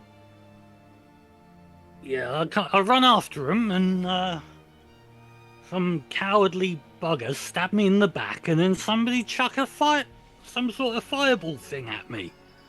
Outrageous. Absolutely outrageous. Well, I don't know about you fellas, but I don't want to let that stand. Anyway, I mean, which direction did they go? Did you see? I suppose you wouldn't, eh? No, I got hit by that magical thing, and it all went black. And I woke up, and Mac was telling me he was not dead. Well, he Said was he right. was dead. Yeah, see, not dead. What is that you're looking at it over there, boy, and how he makes Two doors. makes his way over? Danger door and something in. There's nothing in there, but you can check And- as well. How he squints at the charcoal or whatever it is on the door and goes, Just seeing, like, Dan triple vision. Gur. Dan Gur. Does anybody know Dan Gur? He doesn't want to open. I guess this is his room. And On top of that, Howie, Howie what knocks you on the notice, door. yeah, it says Dan Gur, do not enter. And then there's also a literal wood plank across the door with one nail on each side, like nailed in front of it. It says Danger can't go in there. Well, that's fine then. That just You means that we can Danger? go. I'm not Danger. I'm Howie does it. I think, friends, that's actually saying danger. Now, I haven't really been to a whole lot of schooling in my life, but I did come from a monastery, so I guess that's a complete lie there. Yeah. So, yeah, I believe that word's danger, and they're saying do not enter. But Oh, this room's really nice. What did we already look through this room? We checked to see if maybe any clues, hints about what's actually going on here with fake demons and little dwarf twins and stuff chasing us. The stairs over there. Someone should probably that nice room. Someone should probably grab the candles from it. the Oh, candles yeah. are Oh, my worth a jack-o'-lantern. few bob and all. You know, good beeswax candles, they're expensive. I could probably light another torch. Let me see. None of your beeswax. So in this room there are torches lit. This giant room you're all in is actually very well lit at this point. I tell you what, I'm going to And leave just for our Danger listeners alone. as well, it's about 70 feet wide by like 50 feet. Well, you know, if we've got a lot of bad guys in this place, why don't we just burn the place down and be done with it? I mean, that is an option. Howie's going to have a wander into this I'll room. wreck the stew, that will. Oh, that would be a problem. What if It's we gotta could be- smoke them out? It's going to be low and slow. Because if you got a door there and we got something blocking us in there, what if there's not a way that we could light a fire by the door plate, by the bottom of the door, and just send them all kinds of smoke and chase them out of there? Howie's gone into the nicely appointed room and is rummaging through the chest to pick up the candles and notices the scroll. Yeah, when you look, there's a scroll in there. It's tied up all night. So there's also that bullseye lantern, which you know are pretty expensive. It's a really nice lantern. They usually can go for a good 5 or 6 gold pieces just for this lantern, which is pretty fancy. That's a fancy and then lantern, that is. There's a bottle of wine in here. There's the cigars. One of them. Not anymore, there isn't. Grab one bottle of wine. There's also the cigars. Most of them are burnt, but one of them is only half smoked. And then when you look down here, you grab that scroll, and when you pull the scroll aside, you find that below it, in addition to the candles, there's actually 2 more completely brand new cigars as well. But yeah, you grab that scroll, and it doesn't look old or torn or anything. It actually looks in pretty good condition. It just with surprising grace for how unsteady he generally is. He So just go ahead and unfurl it. deftly unfurls it, yeah. All right, unfurl it with your bare hands. Yes. Arr. Well, no, with my That- Dragonborn hands. Well, yeah. Not all bare Arr. hands. All right, so you open it up, and there is some writing on it in common. When you open this, there's not a lot of information. It looks like someone jotted down some notes here, and you see the words long dash short dash short dash short, and then next to it it says safe question mark. Below that you see it says short dash long dash short dash long, and then you see next to that it says yes, like yes/good, and then below that you see long dash long, ready to unload, and that's it. I tell you what, boys, I think these perverts have been comparing the size of their members. What? Look at this piece of paper. Long, Well, how many short, people is long, that big? short. I can't make head or tail to this. I can only assume it's some kind of bizarre sexual deviance. No, it's them dwarves. They're short. And then the humans is long, I suppose. Long, short, I long, expect short. that's what they mean. The rubbish Right. that is. What a load of crap. I'm sure this is absolutely no use to anybody. And then Max kinda, like, lips. Howie blows his nose on it and puts it in his robe, absent-mindedly. Oh, well, blow no, your no nose me on using it. Yeah. Okay. Is this like a regular note, or is it like Yeah, it's like a scroll someone wrote that with some ink or charcoal or something, and then just rolled up, put some twine around it, and stuffed it in this box long next to dash? their expensive a bunch- cigars and their candles. So long shorts, ready to You fire. find anything else good in there? Yeah, long, short, short, short, safe? Question mark. Short, long, safe / yes, and then long, long, long, ready to unload. That's how I describe myself to my wife. Safe? Uh, Yes, ready to unload. Long, Oh, long, man. long, and ready to unload.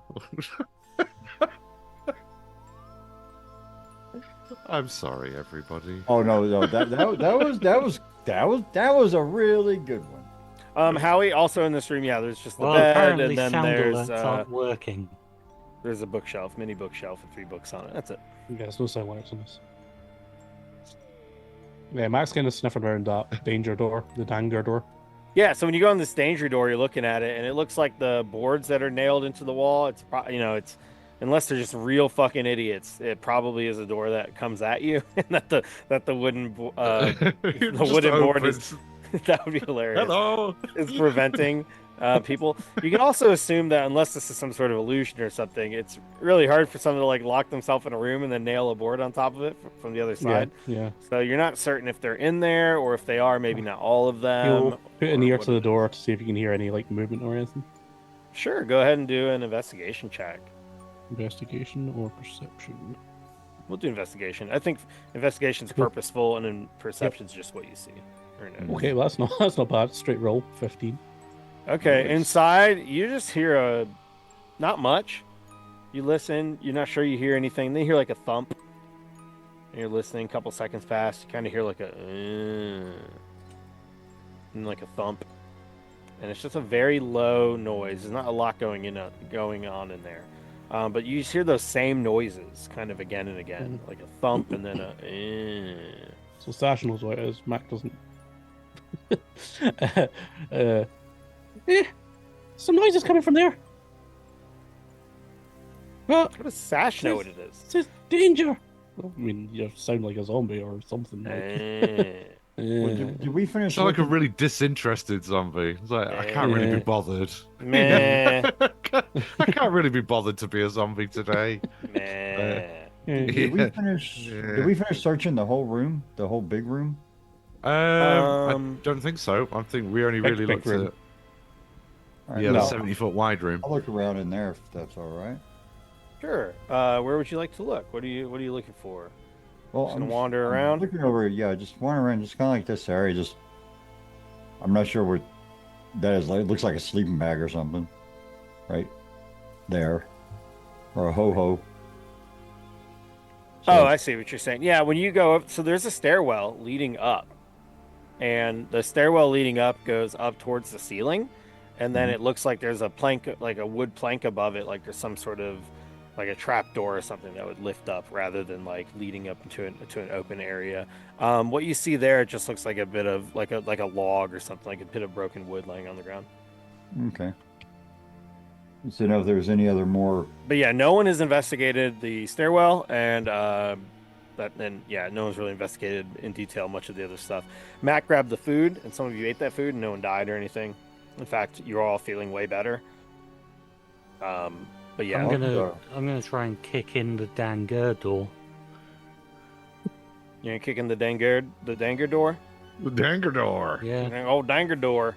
Diggy diggy dang dang dang danger door. Yeah, go ahead and make an athletics check, kicking Mm. that danger door. I come from the land of Dangador. I am Dangador the Magnificent. Sounds like a hill giant name. Dangador. 20.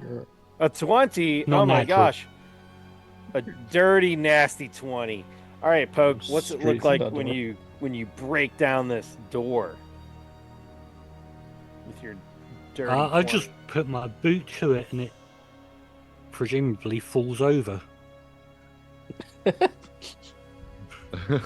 Yeah, you kick it just off down. the hinges.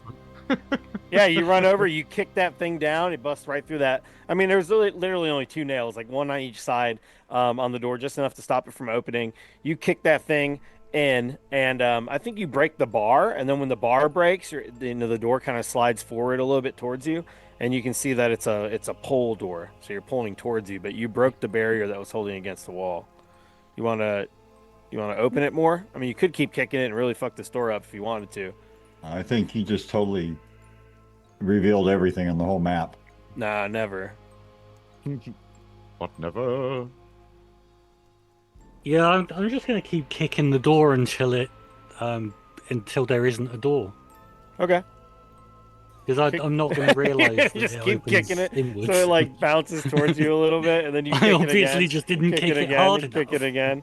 That's funny. Yeah, you can just keep kicking it again and again, and even though it keeps bouncing back towards you, like it's obviously a pull door, you just keep kicking the shit out of it, and you bust this thing down, making plenty of noise, and there's just wood all over the place. You kick that thing open, no problem, and then what you see is skeletons all in this room. There are multiple skeletons standing there. There are 6 of them, and they're not laying on the ground. They're standing there, and they literally just turn and they look right at you, Poke. And with all the light that's shining into this darkened room, they'll all just turn their heads and then they just start walking towards you. And we're gonna actually go ahead and roll initiative right there. Oh no. So, yeah. So yeah. So, yeah. Yeah. Once per long rest, when I roll initiative, I can regain all expended focus points and regain 1d6 plus 2 HP. So I'm going to do that now with uncanny metabolism. Okay. Well, that's something new. It's Is like that a- Roll20 knows that my roll is for initiative.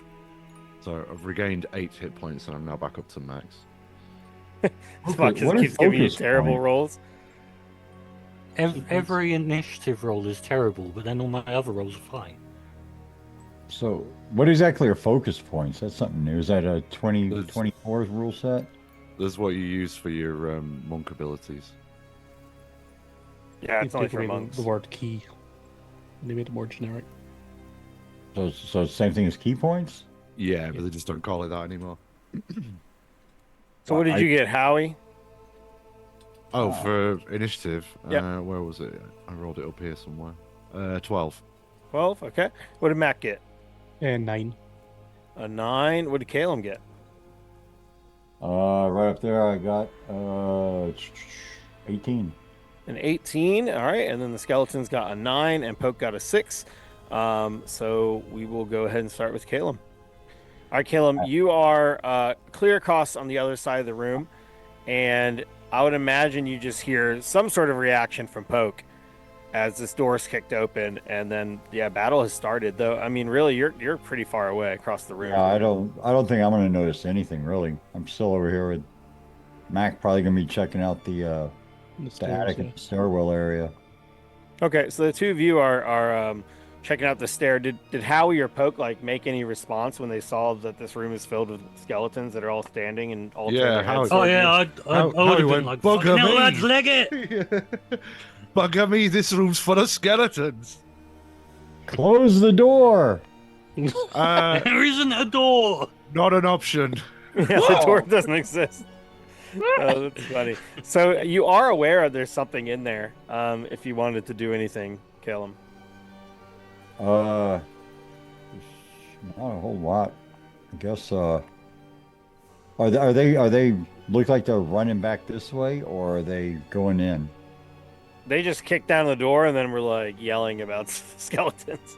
We're not doing anything yet. It's not our turn. Can you cast mending on the door or something? D-door. Summon door. No, nothing like that. Yeah, I'll just keep kind of because I'm more concerned. Honestly, Caleb's more concerned about because we've seen people come from the front. They were hidden. We've seen them go into this other hidden room over here. I'm concerned that they were going to pop out of this attic and try to ambush us. So, does it look like that the attic is it like locked down? Is there does it look like there's been a lot of traffic through there? We're underground, aren't we? Or We're the in the steps. basement, so like this It'll will be be going the onto ground floor. Yeah. Oh, go on the yeah. ground floor. Yeah, Oh, because we're in the Oh, basement. that's where these stairs lead to. They go up to, yeah, it's what Yeah. you'd assume would be the ground floor. oh, okay. Well, if that's the case, then I probably already know what they're going to. I will say if you're investigating, Calum, Huh. go ahead and if you want to use your action to investigate, you can do Yeah, that. let's do that. What's my investigation here? Is that's good. Huh? Nice. 17. 17. When you're looking over here, you notice a couple things. You're looking at the stairs, and you're like, yeah, it goes up. There's like at least, it should just lead straight above to the ground floor that you've already been on.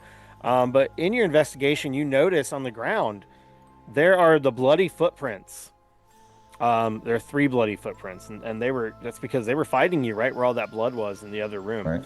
And those bloody footprints seem to lead straight past where you're standing to the wall, actually, behind you all in the southern, I guess it'd be the southwest part of this room, just beside all those cots that are set up.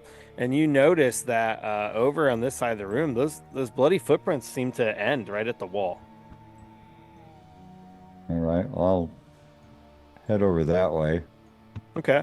So yeah, you can use your movement for this action to walk over there, and yeah, you're looking, and you're like, yeah. Now that you notice, like those bloody footprints go right into this wall, and it's as Right. if they just vanish. Actually, I'm going to step back just a little bit and just kind of keep an eye on it. Okay. That's what all I can do. So, next person. Thank you. Yep. We'll go ahead and move to the next person in initiative. So we go to Howie. Well, there really are there's a room full of skeletons over here. This is going to be a problem. Howie's backing up. He's going to use all 40 foot of his movement, like, to get out of there, following Poke's lead of screaming, "Let's get the fuck out of here!" All right. So you just use everything. You move all the way back. Yeah. There's 6 skeletons. They look pretty dangerous. Whoever these people are that are in this place, they also seem to not want to fuck with that. I don't know Are if the I skeletons can... armed with anything? Yeah, these skeletons are armed, so each one of them looked like they were wielding like a sword. In that brief moment you saw them. Well, actually, you're still standing there. Yeah, so if you're standing right there where the door is, they all seem to be holding short swords. And then they're also wearing like armor, like their clothes look basically rotted away, like they've been here. I mean, they have no flesh on them or anything. They're not recent skeletons. They don't seem like, unless it's some sort of curse. But they do look like they're wielding like rusted swords. Well, you get tetanus from that. Mac, get ready with your magic gun. We've got some undead coming through. And Howie's gonna ready an action to throw one of his utility knives at a skeleton as soon as it comes through the threshold. Try and cover his friend Poke. Okay. So if a skeleton walks through, you're gonna hit it with one of your knives. I'm gonna throw a knife at it. Yeah. Cool. All right. Anything else? Now that'll do. Thank you. All right, we'll move to the skeletons. So yeah, they all start shambling forward, holding those swords, and they're not really fast, they just start lumbering towards Poke. And the first one's gonna come right through the door, and as soon as it's about to strike Poke, yeah, you can go ahead and throw that knife. Howie. Sweet. Thank you. I shall do Well, that. just don't roll a 1. I'll roll an 18 instead. How's that do you?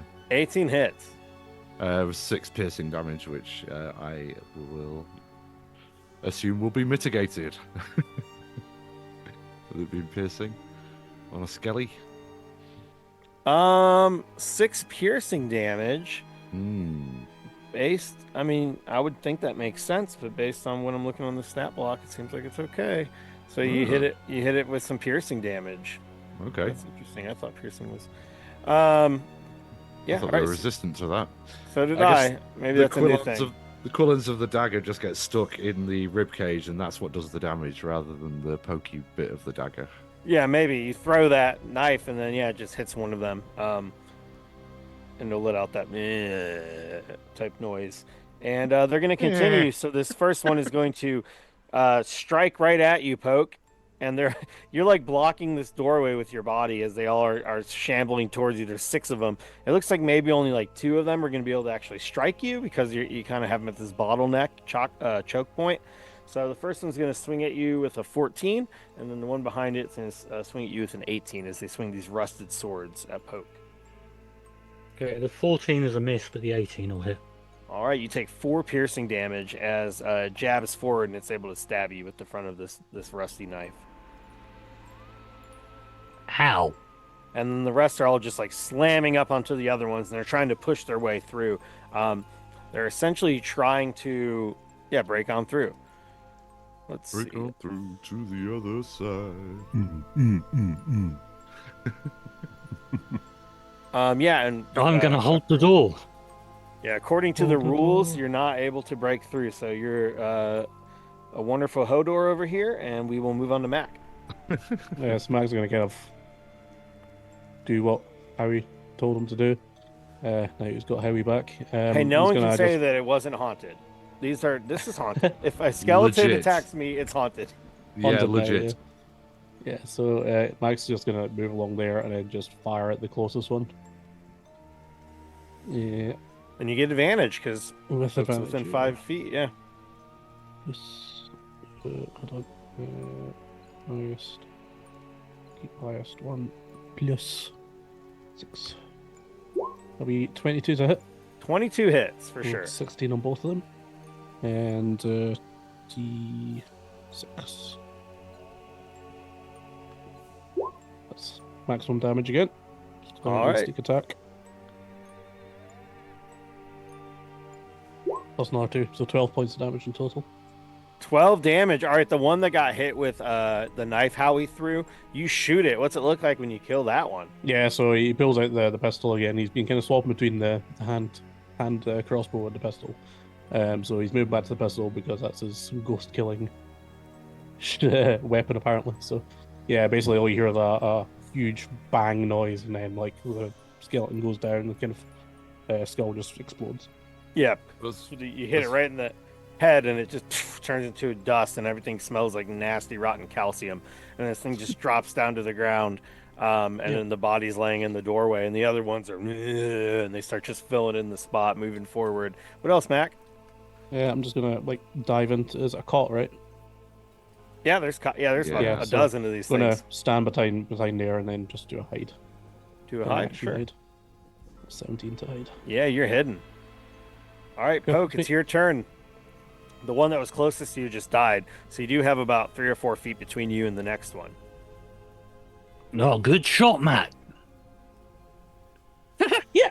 Okay, well, if there's space between me and the next one, I'm going to stay in the doorway, but I'm going to ready my weapons so that the next one that comes gets stabbed. Okay, so you're just gonna do a ready to action. You're not gonna do anything else. Oh, I'm not going to move out of the doorway because that would Does your thing have reach? allow all the Does skeletons your weapon through. have reach? Ooh, does a pitchfork has reach? It probably It's functions as technically a trident, spear, right? So Oh, it's a spear. Okay, it's a spear on paper. so you do. It says it does not have reach. Let's see. Does strange. a A pike would, I think. So Oh, it's okay, like okay. 10 foot long. Yeah, I mean, I feel like a pitchfork's not quite 10 feet long, but No. I think they're within 5 feet, so you can go ahead and stab this thing. Because I just said they're about 3 feet away, so they're within Yeah. 5 feet. So you can go ahead and attack this if you want. This first one.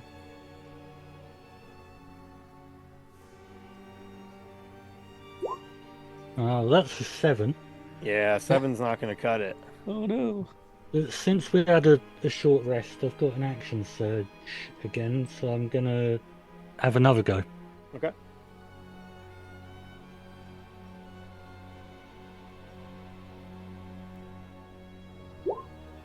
$11. 11 also will not hit. So yeah, So I'm just waving my pitchfork around, trying to hold him back, but Yeah. It's just the vertebrae just keep going between the tines every time you try to like thrust the head off. Like, The It's skeleton like just picks his head up and moves it. making xylophone noises as it goes up and down the rib cage. Time after time. Time after time. All right, we go to Kellum. Kellum, you're standing in front of that doorway. What do you want to do? Oh well, it's Callum, but Oh, Callum, sorry. It changes Yeah. every day. I'm gonna come over here and I'm gonna grab because I'm paranoid about getting the shit beat out of me again. So I'm gonna grab a couple of pitons and I'm gonna jam them up underneath. Well, actually, I guess what I have to do an investigation see if that I see the footprints going into us. I'm assuming that that people are in there and like it's a false door or a false wall. Mm-hmm. So I'd probably grab a piton and hammer it under there so the door can't open back this way. Smart. Okay. Yeah, you can use your Hopefully, action to hammer it in there. Maybe like a survival check. Sure. Yeah. And hopefully I just thought about the door may swing the other direction. That would really kind of mess all this up, wouldn't it? It would be pretty funny. Survival. Survival is going to be, oh, not bad. I think it's 16. Yeah, you're able to hammer it down in there. So it's not like, because the floor in here is stone, you're not able to like hammer it into the floor, but you're able to wedge it under there just as like a door stop and kind of wedge it in. And That's it does, exactly what I want. Yeah. yeah, it seems like it'll probably make it way more difficult to open. Okay. And then after that, then I'm going to go 1, 2, 3, get over here. And see, I can go 40 feet. I'll probably go, yeah, I'll probably go and do the full. Just go one up and across. I guess, I don't know, can I go that far? That may be too far from where I'm at. 30, that's about 40 feet. So what's your 40 movement? feet. 40? Yeah, you're good. All right. And then for my bonus action, I don't have one, so I don't think I'm going to do one. Okay. All right. Howie, it's your turn. All right. Your knife seemed effective. I think I inadvertently moved slightly too far on my last turn, but That's okay. It's all just. yeah, I meant to move 40 feet. Well, you However, you were sliding on the guts, so it's kind of like that's right. Yeah, I've got no traction. Speed, yeah. You're about 40 feet back. It's all right. How he gets his mojo back and returns to Poke's side to sort of help fend off these zombies, skeletons rather, these bastard skellies, and swings his boat hook, aka a quarterstaff, over the top of his friend's shoulder to try and hit the skeleton that's in the doorway. Let's have a roll of that, eh? See how successful he is. I am assuming an 8 does not hit. 8 does not hit. These However, skeletons are kind of tough. Would it count as flanking, or does the angle be too awkward coming through a threshold? It's not flanking only because he's not directly next to it. There's Yeah, like it's a a good sort of 3 a or 4 bleak feet angle. to the side. Yeah. Yeah, okay. Not to worry, that's absolutely fine. Well, as a bonus action, I'll try and aim a kick through the gap. See if you can take out like the skeleton's knee or something. Okay. Throw a booger on him. An 18 for 6 18 bludgeoning hits. damage. Yeah. So you're able to kick the kneecap on one of these as it's coming through, and it's like, he's holding it off with the pitchfork and it's trying to run forward, and he's not even like stabbing it. It's like he has the pitchfork propped up against it and he's just holding it back. Like a man catcher. Yeah, and then you're able to run in there and kick it right in the knee for 6 damage, certainly. Cool. That will do for my turn then. All right. Which means it's the skeleton's turn. So that one that just got damaged is going to walk forward. It's going to try to attack Poke again. So the other 2 are going to move up behind it. So there's 5 of them total.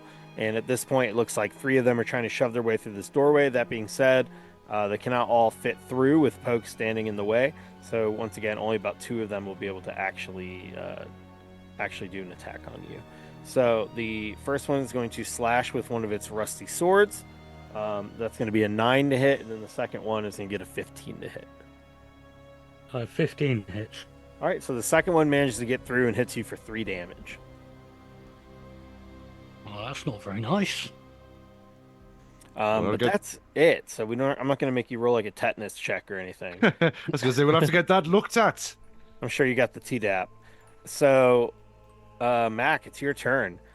I like how Poke is really a team player, like holding the door Yeah. with his body with no health, basically. Yeah. So Mac's just going to do the same thing again. Just keep firing. So I started blasting. So he starts blasting. Yeah. So Woo, 21 to hit, hits. so- Absolutely. Should really copy and paste this to my computer. That's again 10 points on the first Okay, hit, now, man, you're rolling max damage.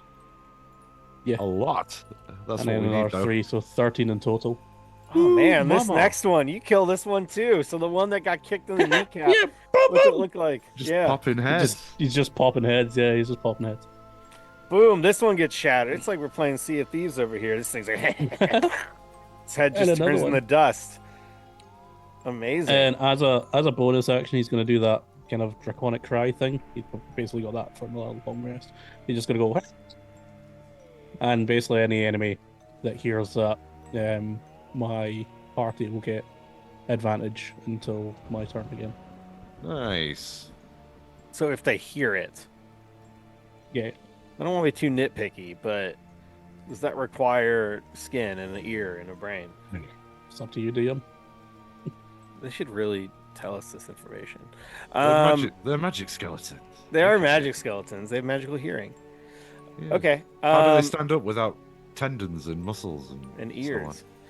Yeah.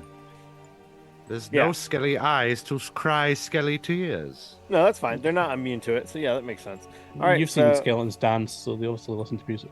That's right. They a feel good it. point. They feel the vibrations. They love the Grateful Dead. Yeah, so Ah. yeah, it's Poke and Boom. Harry and You Skelly notice one of them Garcia. has Callum will 4 get it. fingers on their left hand. Yeah. Seems really good at guitar. All right. Yeah. Anything else, Mac? and that's it. All right, Poke. It is your turn. They are now I'm on gonna you. So stab this them one. with my... Sorry, I was gonna say this one closed the gap. So yeah, they're rushing up against you. You got that pitchfork ready to go. Get advantage. Right. So I've got advantage. So that's roll it twice and take the better one, right? Yep.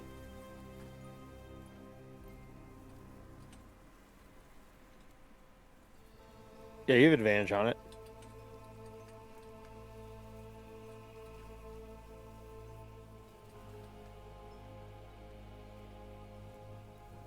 So either 13 or...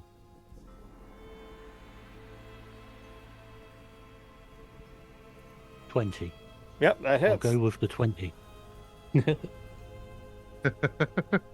Wise choice, sir. Excellent choice, sir. Excelsior. And that does 9 points of damage.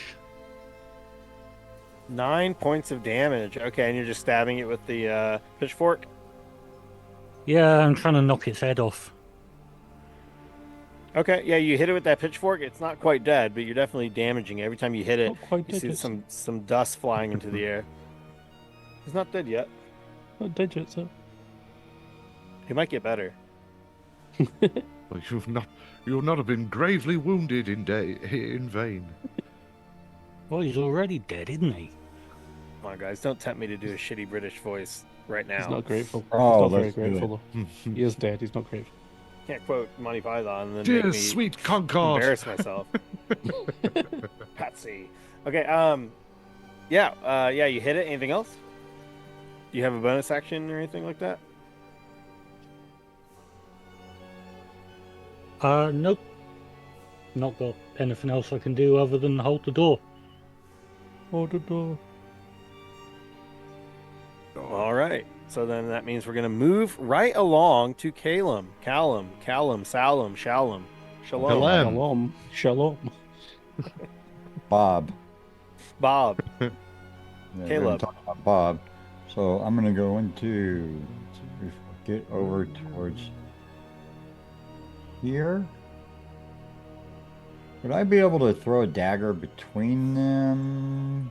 Yeah. over Howie's without getting in Mac's way. Yeah, you can throw a dagger. Yeah, I'll chuck a dagger at him. This ain't Warhammer. Let's see. Otherwise, you wouldn't. You would have to roll without a bonus to it. Let's see. It's got 20. Yeah, I'm within 20 feet, so that's good. All right, and let's go. Rolling for 15. 15 hits. Hell yeah. See, whoops. Almost rolled 1d20 for damage. That would have been one big ass dagger. Fucking short sword. All right, see, here we go. Did for 6 damage. Which I guess it's being a skeleton, so it's probably not taking quite as much damage. And So 6 damage. Yeah. So you hit the one that just got shot last, or got hit with the pitchfork last. You're able to destroy that one. Actually, what's it look like when you destroy that with your dagger? oh, that's gonna be great. So it's gonna be chucking over, and it's gonna be the I guess the handle end of it where it hits. 'Cause I'm still kind of shaken up from my near-death experience. So head over there and goes right into the. I guess if one eye socket was hit, it's going to hit the other eye socket. Because it looks like Mac's doing pretty good by taking them out by killing their skulls. So that's about the same place where I'm going to go. Shoot Mac the is head or leading the destroy way. the brain.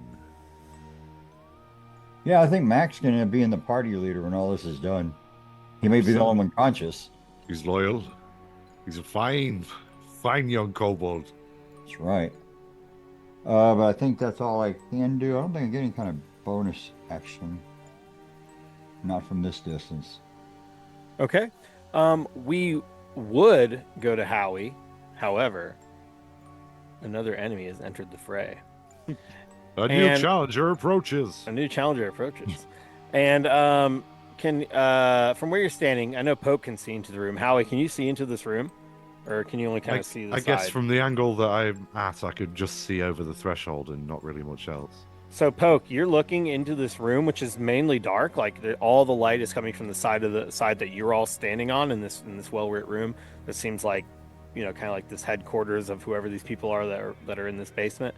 But you see suddenly a glowing blue light coming from somewhere in this room beyond the skeletons, and then you'll hear a loud blast, and suddenly the wall back in the room will burst open, and there's just this blue light that just erupts from this hole in the wall. There's bits of stone and debris just kind of all over the place, and you will actually see a creature emerge straight out of the wall. You see what looks to be another skeleton. This skeleton is walking forward. It has a large wizard hat and a cloak on, and it has literally just blue energy emanating from it, just glowing from its entire body, and it's going to point directly at you, Poke, from where it is now standing, and it's going to try to attack you. So this thing enters the fray, and when it points at you, let's see. Yeah, you're going to. Ooh, it only has a 7. So it points at you, and then suddenly you see this green glow come from its finger, and this green ball just shoots across the room extremely fast, faster than the magic missiles were earlier. Except it seems to miss. And with only a 7, this thing flies right over the top of your shoulder, and then this thing is going to just walk to the back of the skeletons, and it's going to just start speaking in some archaic language that I don't believe any of you know. What languages? Does anyone know any sort of really strange languages? I don't think so. I'll find out for you. I know common and really common. Okay. Really common. Canadian. Abyssal. Abyssal. Abysmal language. Yeah. All right, Pepto-Bismol. Got it. Yeah, no, nothing. I think Draconic and Dwarvish. Yeah, Draconic. You know Abyssal? Yeah. That is wild. All right. Out of literally every language, you know this one. I So think it starts speaking in some archaic, well, not tongue because it probably doesn't have one, but it starts talking, and you will hear only you, Callum, in like you can't even see what's going on. You just hear this voice coming from them, and it'll say, "Bring me their flesh," and yeah, Yep, I know it just kind of gives this command. You hear that coming from this room in Abyssal. Oh, well, yeah. Yeah, there's a reason why I know Abyssal. We'll get into that later. He's part Uh, skeleton himself. yes. Are you fluent? Are you fluent in Abyssal, or do you Surely just we're all know part skeleton. just knows a little Abyssal? Well, it has to do with tons of ex-mother-in-laws. They're all the same kind Took a of. year of Abyssal back in college. Yeah, there you go. Well, friends, Conversational I'll tell you Abyssal. what.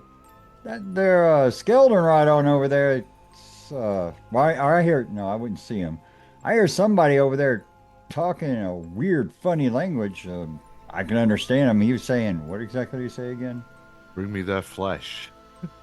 He just wants everybody here to hand over their flesh. That's it. And then he'll leave us alone.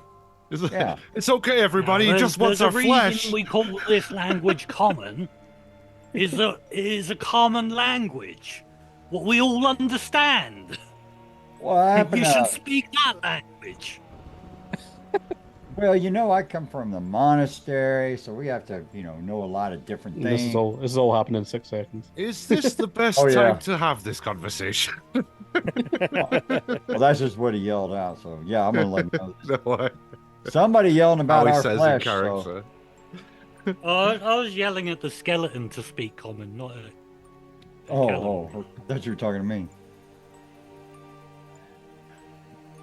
Ain't nobody understand that kind of thing anyway. Right. So yeah, that's what you hear, and we can move right on to Howie. Okay. Well, we're still nuzzled up on the threshold, so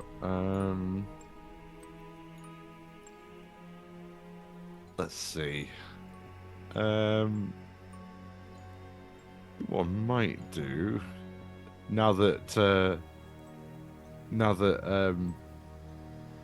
the new skeleton has moved more further into the room, I think Howie could probably catch a glimpse of him around the edge of the Yeah, door. you can see him, and then he's also glowing with blue. Yeah, so it's like, you must be Dan.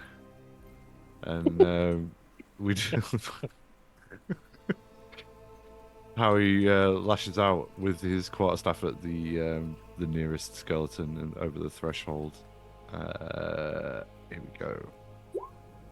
A 23 Nice. to hit. That hits. I bet it does. That's he was using it in two hands, so that's 10 bludgeoning damage on the skeleton in the threshold. And if that don't do it, for a bonus action, we'll have an unarmed strike. Another roundhouse kick follow up. Nice. So 22 to hit for another 9 bludgeoning damage. Dang. Yeah. You, so the that's first one was 10, you said, or 8?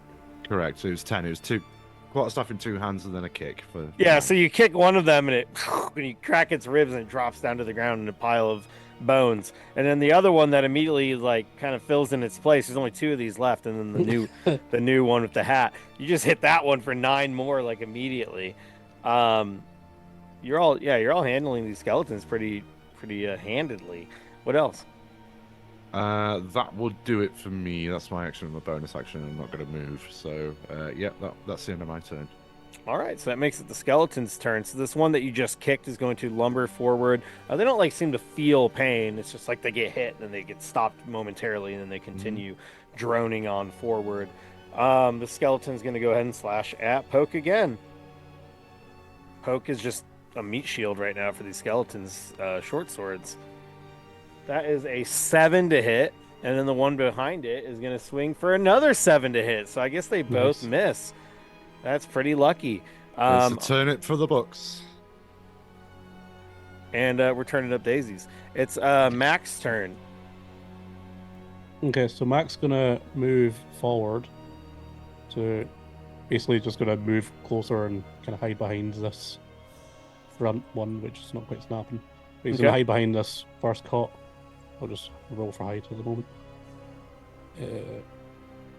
All right, 17 to hide, Ooh, 17 hides. and he's going to fire on shiny ghosty person. Oh, you're gonna try. Oh, you're gonna fire all the way on the new one, the one with the hat and Yeah. the Just glowing thread the robes. needle. Yeah, there you go. Thread the needle for us. So it's a 19 to hit. 19. Yeah, that'll hit. Yeah. No, sorry, Right. that doesn't hit. That misses. 6 Only points of only damage. even numbers. 6 points Six. of damage plus sneak attack. So 8 points in total. On a Ooh, ghosty okay. person. Not bad, not bad. All right, yeah, you shoot it for 8 damage, and it's still there. And then he's gonna move this way. Run off. Okay. Poke, it's your turn. These things are still coming at you. I'm gonna have to chuck a turnip at him. I've got the regular skeletons in the way, so I'm not going to be able to hit the boss skeleton with spear, pitchfork. Unless you want to jump and throw it above their head or something. No, I'm going to chuck a turnip over their heads and see if I can knock his head off with a turnip. You got a Okay. stat block for a turnip. Yeah, it's you can make you can make a turnip attack. So I believe a turnip attack would be like an improvised weapon. Turnip attack. I don't see it doing more Yeah, than I 1 think it'd damage, by just the way. be- 1 plus strength Uh, is how much damage it will do. Yeah, my strength bonus is +3, so Oh shit, it'll do 4 damage. that's pretty good. It's like a Dang. dagger. You know, lob a turnip at him. All right, yeah, go make a. I get my dex bonus to hit as well, right? Yeah, because you're throwing it. You should be proficient with turnips as well. Can I have a proficiency bonus on it? Turnip tossing champion 3 years in a row. I think honestly you should. Like you've already demonstrated earlier when you threw that turnip through the window and got like a nat 20 or something, and you like still got it from when you were a kid. So I think you are pretty good at throwing turnips. Plus that's your whole life. Roll for turnip. Well, I rolled a natural 1. That sucks. Go ahead and roll a Please. D100. That makes sense. Yes. After we just Oh, talked yes. it all up, how good you are. 33. Perfect. Oh, no. 33. Yeah, so you like get back, you like go to lob this turnip and you throw it, and the first skeleton just raises its hand, just spikes that shit down right in front of you. Your action has been wasted. Anything else? Nope. Gonna hold the door. All right, yeah, that turnip got blocked. Turnip block. All right, we're at Callum. Callum, Keelam, Salem, Shalom. Right, man. Oh, let me see here. Let's roll 20. Okay. Huh. See, okay, I guess, oh.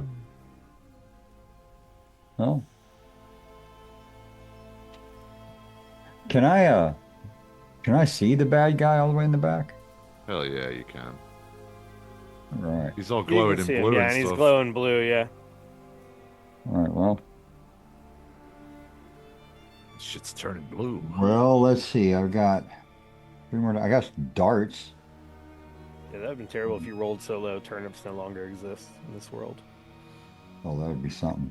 The famous Saltmarsh turnip blight. Dustin's going to spend $20 to make all turnips stop existing. Well, I can't run up and hit him because Poke's there. Swipe for turnip.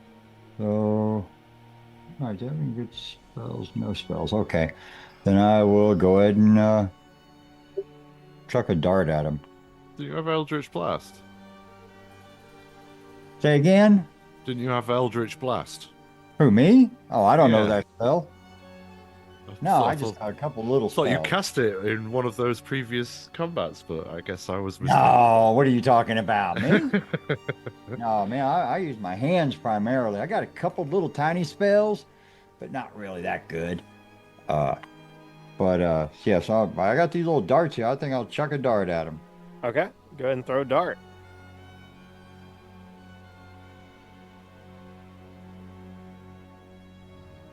And whoops. Yeah, that totally zing. A natural one. Well, you know my rules by now, right? Go ahead and roll a D100. Let's see how poorly you failed. How well you failed? How much you failed. There you go. That's a neutral term. 53. All right, that's not too bad. Yeah, I think with a 53, you just miss. You throw that dart. Good thing you didn't roll really low. Or you might have hit someone else. Might have poked poke. You roll a 53. Yeah, so yeah, you just miss that natural one. You throw that dart, and it doesn't even make it through the doorway. It hits right above it. All right, so let's see. What bonus action that I can do here? No, I've already done that. Nope. Well, damn. Looks like I missed again. I guess there's a. Oh, that's right. I can't do anything anyway. Yep, that's about all I'm gonna do. All right, then we'll move next in initiative, which means it is the glowing skeleton with the wizard hat's turn.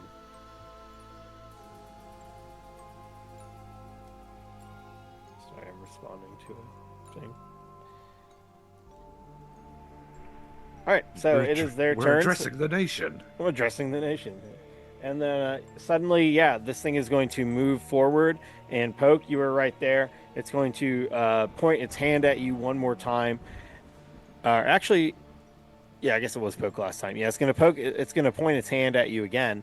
And once again, you see that kind of green glow on the tip of its finger. And it's going to attempt to cast something at you for a 19 to hit. And this green glowing dot appears and it shoots at you, not unlike Frieza. And this thing flies across and hits you right in the chest, and you take 8 acid damage. Oh, no. Whatever it is looks like light until it hits you, and then it just starts burning through your skin. Bloody hell.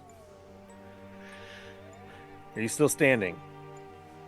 Yeah, I'm still standing. All right, you're still Better standing. than I ever Still standing.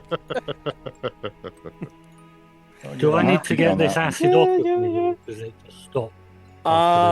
It doesn't seem like it's not like alien. It's not like burning through all 3 levels of the hull or something. It just hits you in the chest, and you're like, ah, and yeah, it just burns you. But that is it. Honestly, just standing in this doorway is the most effective strategy ever. This is kind of crazy. All right, so that means we move to Howie. So Howie, Okay. it's your turn, and I won't do the joke this turn like every other time.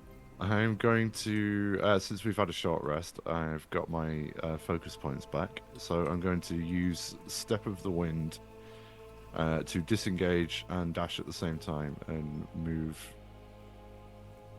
through, slip through the enemies to the far side of the room and then engage old Dan with the boat hook. So here it comes.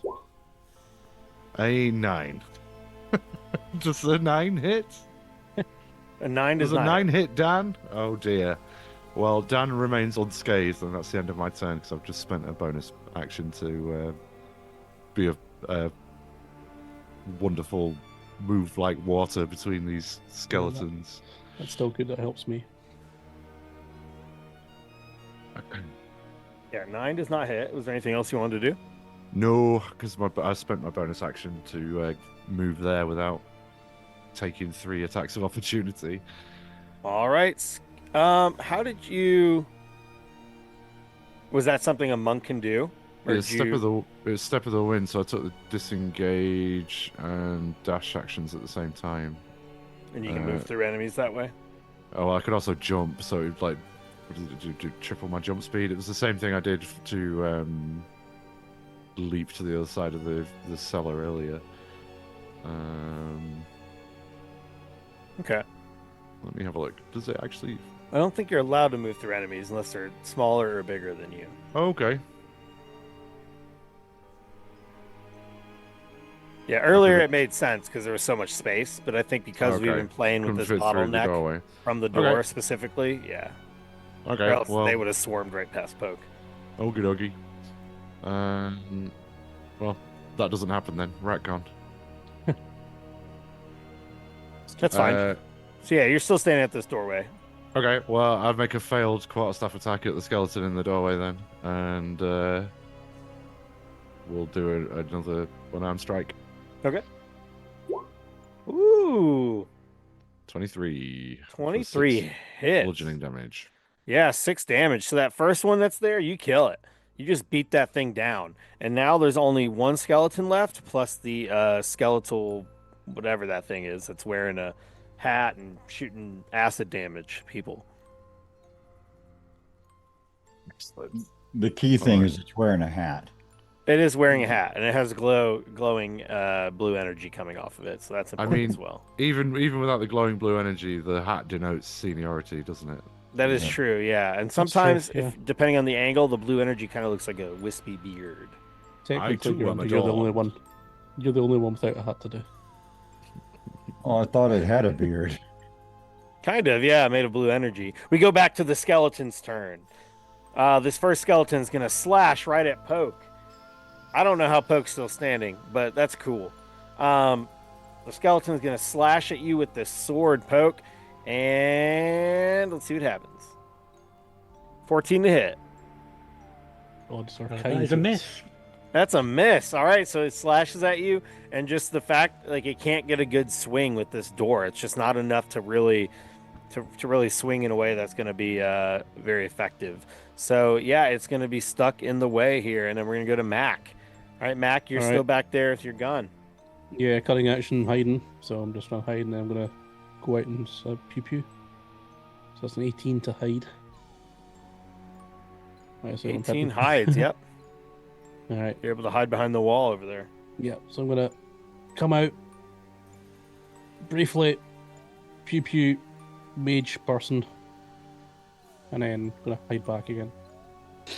All right, 22 to hit. 22 definitely hits. You're shooting the mage, you said? Okay. Yeah.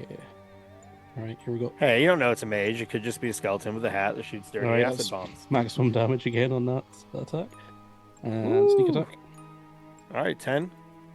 10 plus 5, so 15 points of damage. Shit. All And right. then I'm gonna run back behind the corner there. You shoot him, and you shoot him so hard that his head snaps back. You hit him right in there, right in the Yeah. throat, and right there at the top part of the spine. The head snaps back. The hat falls off. Oh, I'm no. taking that And hat. then- You win. I'm gonna take another hat. This Your head second is going stolen to hat. snap back forward, and you now see the head is just floating like an inch or two above the damaged spine without a hat, and the Mark is eyes start stealing that glowing hat. as well. I'm not sure how good you are at recognizing the emotions of skeletons, but it might be pissed. Wow. And I'm just Yeah, gonna me- dive right back in the corner. Me too. All right, Poke, it's your turn. You have one skeleton and then a really angry floating head mage skeleton. Is there any way I can get to the angry floating head mage skeleton without provoking an attack of opportunity? No, because this first one is like it's literally trying to get at you through this doorway, and it's just you holding it off kind of with the pitchfork you have. You could like back up, and then if you had a ranged attack, you could do it. But if you only have melee attacks, you can't really hit that one in the back. I'll throw another turnip at the one at the back. Okay, yeah, you can do another turnip.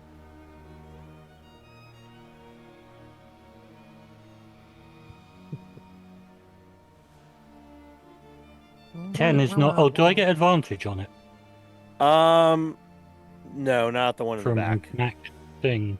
That Oh, was only until the Oh end yeah, of my you turn. do. Yeah. It was only That was until the only- end of my turn. yeah, that was only that Oh one yeah, turn. it was one turn. Yeah. Oh well. Didn't Okay, remember so no that. Everybody advantage. happened to hit last time. You're all doing very Yeah. well against this very lethal encounter. Oh, It's You making think Okay, this I'll encounter- just hold the door. doing absolutely fucking terribly at the previous one. no, yeah, I was going to say that the other encounter wasn't lethal, but yeah. Yeah, I it- thought you were gonna all pretty die. darn close. To be honest. It did look that way. Thanks, chat. we had a very unique way of healing up, though, getting smacked around and shot at, and Well, it was the power of Dustin's money. That's right. there is that. All right. So where are we at? Where we are at is it's Poke's turn.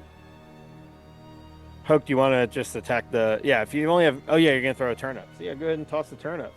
What'd you get on that turnip Yeah, toss? I missed. It was 10 It's to a hit. 10. 10. Yeah, that misses. Sounds So like a goblin anything to else? So me. I'm just going to hold the door. All right, then we go to Calum. Callum, whatever. All right. Shalom. We'll just say shalom. I'm gonna look at the blue guy there, and I'm gonna say, "You want a piece of me, boy?" And I'm gonna cast Eldritch Blast. Oh, okay. Eldritch blast him, sure. Oops. Might help if I could type in the right place.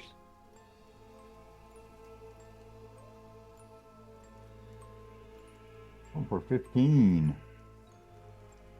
15 hits. Hell yeah. Yes. There's a 1d10 plus 3.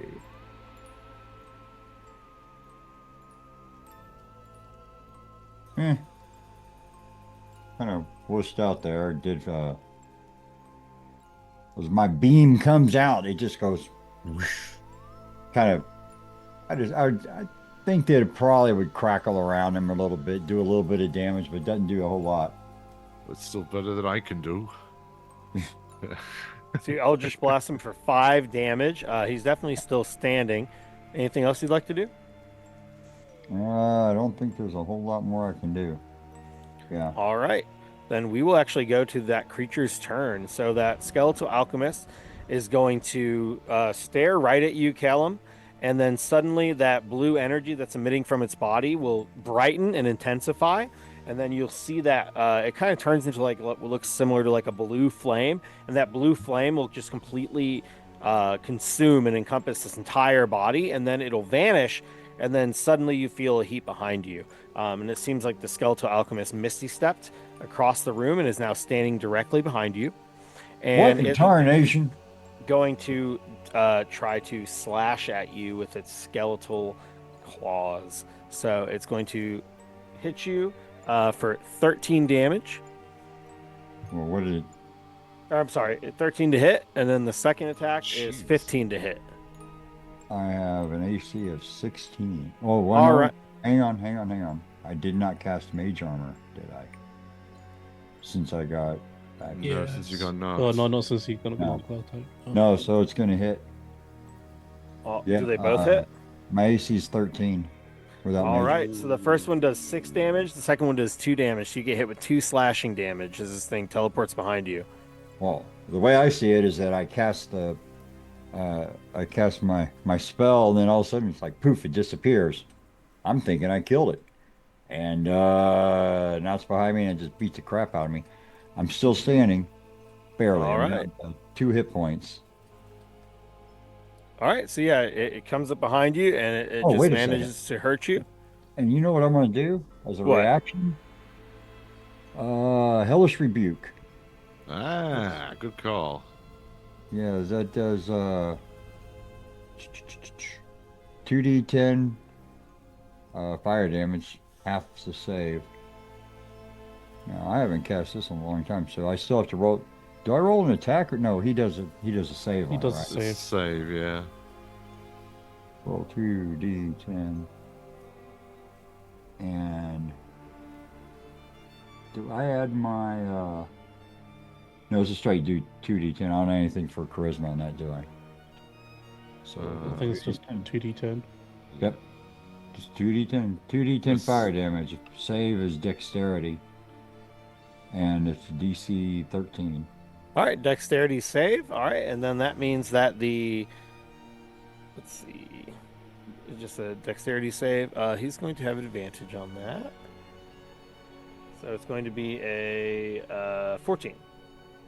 And that would do it. So he only takes 5 fire damage. 5 damage. All right, so you hit him for 5 fire damage. It doesn't quite kill him, but it does seem like you hurt him quite a bit. It's going to actually recoil, and you notice that the cloak it's wearing is actually singeing a little bit. So yeah, I think you did pretty good. Yeah, you're still standing. It's like you're a true survivor, feeling like a little kid. Anything else? Yeah, probably piss my pants, but nope. Roll to piss.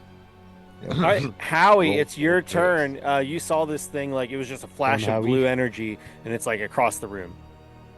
Well, Howie's gonna lash out with a kick, first of all, at the skeleton that's in the doorway up on his best friend now, Poke. Does an 11 hit? An 11 does not hit. I didn't think it would. Having whiffed that, gonna return to the boat hook. Old reliable. A 19 Ooh, 19 does hurt. Does hit. for 9 bludgeoning damage, wielded in 2 hands. And that's against the skeleton that was in the door with Poke. Correct, yes. All right, yeah, you're able to hit it for 9 damage. It's still standing, but you crush it. As soon as you hit it, you just break some of the bones. But as you can tell, this thing does not seem like it's held up, by like bones and muscle or anything like that. So. No. Animated by some hellish will. Correct. Right, yeah, that'll be all from me, thank you. All right, that makes it the skeleton's turn. That skeleton's gonna rush towards you, Poke. It is angry, and it's going to try to slash you like it has this whole time. So it's gonna swing at you with its short sword, and that is only a 10 to hit. Man, their rolls are ass. Tonight it's gonna slash you Poke's- like it's Poke's 90. favorite- Yeah, I'm not favorite- remotely worried about these skeletons. Folks' favorite terrain is doorways, apparently. Yeah, this is it. He's a bouncer. What do you do to dodge this thing? I mean, all of them keeps like stabbing you and slashing at you, and you just manage to dodge like every time. He's like, ID, please. No, you're not getting in. Favorite enemy, calcium. Ah. That was good. All right, so yeah, it misses, and we go to Mac's turn. All right, so I get advantage because it's attacking Caleb, and Caleb's attacking him Okay. within 5 feet. Yep. All right, let's go. Natural 20. Hell Damn, yeah, natural brother. 20. Here we go. So that's 2d6 plus 4. So that's 12 points of damage on the attack. And then sneak attack also gets doubled. That's another 4 points of damage. 16 points of damage. And this is against the one wearing it. Well, the one that dropped its hat. Dan, Yeah. Mage. the What's it famous look Dan. like when you kill the mage? So he's gonna see Caleb kind of getting wailed on, and kind of Caleb must have like dropped down to one knee or something, and Matt kind of spins his gun and just like takes aim, and then just fires. Boom. All right, you hit that thing, and it's going to just drop into a pile of bones. And not unlike Obi-Wan Kenobi, it's just a cloak laying on the ground now. Nice. With a hat. Got it. Well, the hat's been dropped. The hat's in the other That's room back in right the now. room. Mac is going for that hat. He's Mhm. proficient in hat stealing. He just immediately moves across the room towards the hat. I know he will do that after the battle. Oh, okay. So you're still behind the wall. Yeah.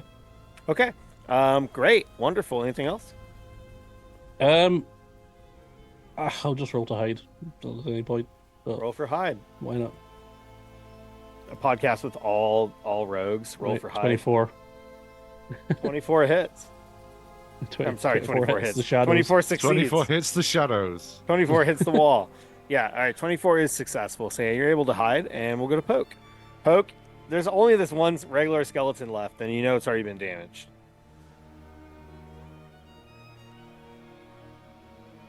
Muted. So what would you like to do? Poke is muted. Oh, he's eating turnip right now. He's got a mouthful of turnips and can't really talk. All right. I think you missed your calling. An Oh, 8 does not That's all hit. my calling. 8 misses. So yeah, I guess he's too distracted by that turnip in his mouth, and yeah, you just swing and that does not hit. Swing and a miss. Is there anything else you'd like to do? Still muted.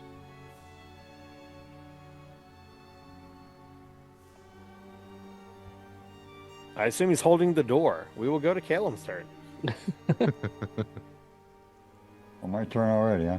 It's already your turn. Yeah, Oh, we're sorry, moving I through. just realised I was muted. There you go. Was there Yeah, anything else you were doing, You were Poke? muted, but that's okay. I think we guessed that what you were wanting to do. Was there anything else you wanted to do after Yep. you missed that first attack? No, just holding the door. Okay, Excellent. wonderful. Callum, your turn. Yeah, Poke's over Oh. here holding the door, eating a turnip. It's Caleb, but that's okay. He I'm can't gonna hear me. do another Eldritch Blast. Wait, can you hear me? Okay. Yep. Oh, for 21 to hit. That hits. Aye, yeah. Yes, please. Roll that wonderful damage. 20 It's a 20 wonderful, wonderful life. plus 3. Paul just keeps making fun of my accent. Yeehaw. Well, there you go. I hit a whole four. Well, I don't know what it is with me rolling these low numbers. It's pathetic, but I hit him for 4. 4 damage is enough to kill this last skeleton. What does it Yes, look like when I you am slay it? supreme.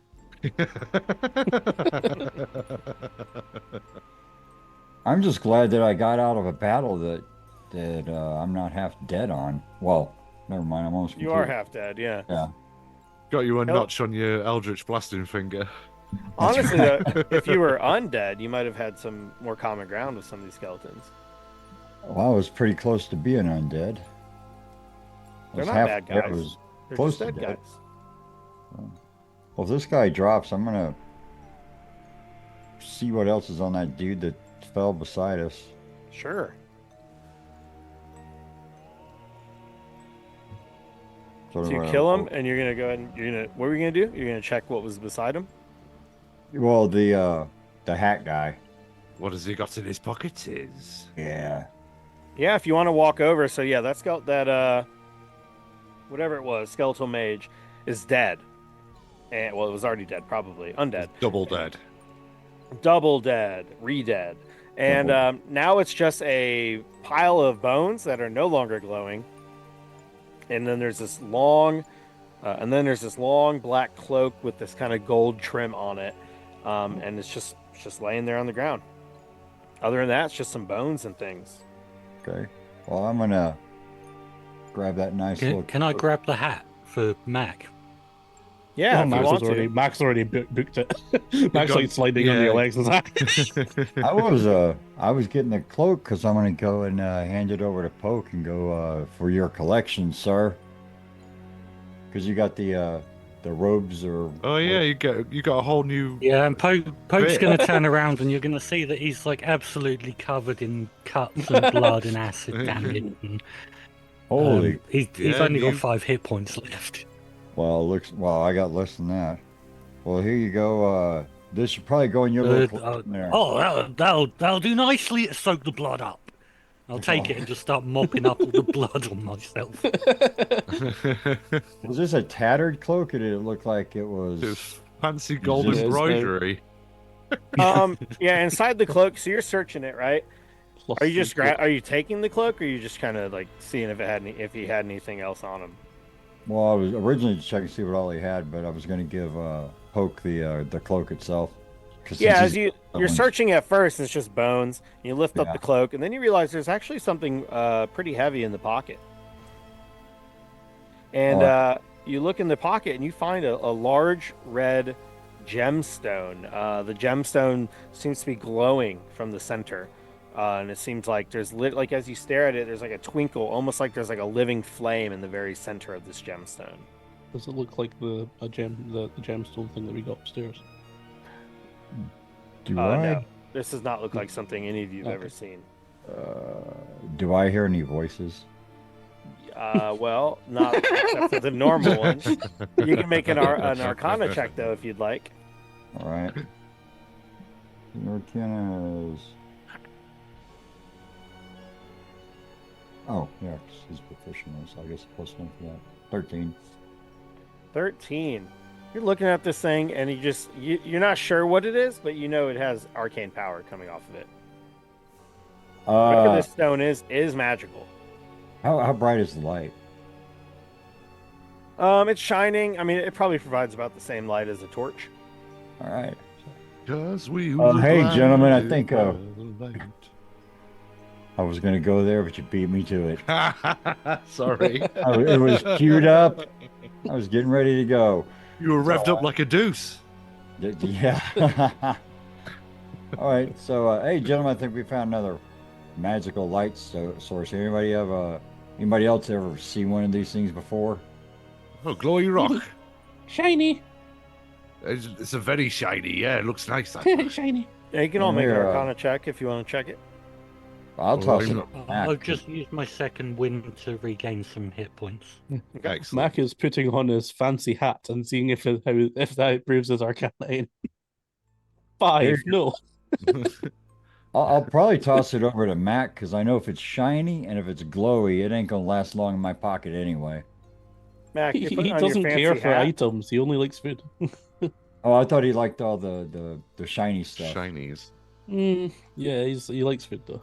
Likes They can likes be food more. exchanged. Could- Shinies can be exchanged for more food. Well, Could it be used as ammunition in Mac's magic gun? oh, Anything Well, can be used in the Max glowing guns. Is stone? it bullet size?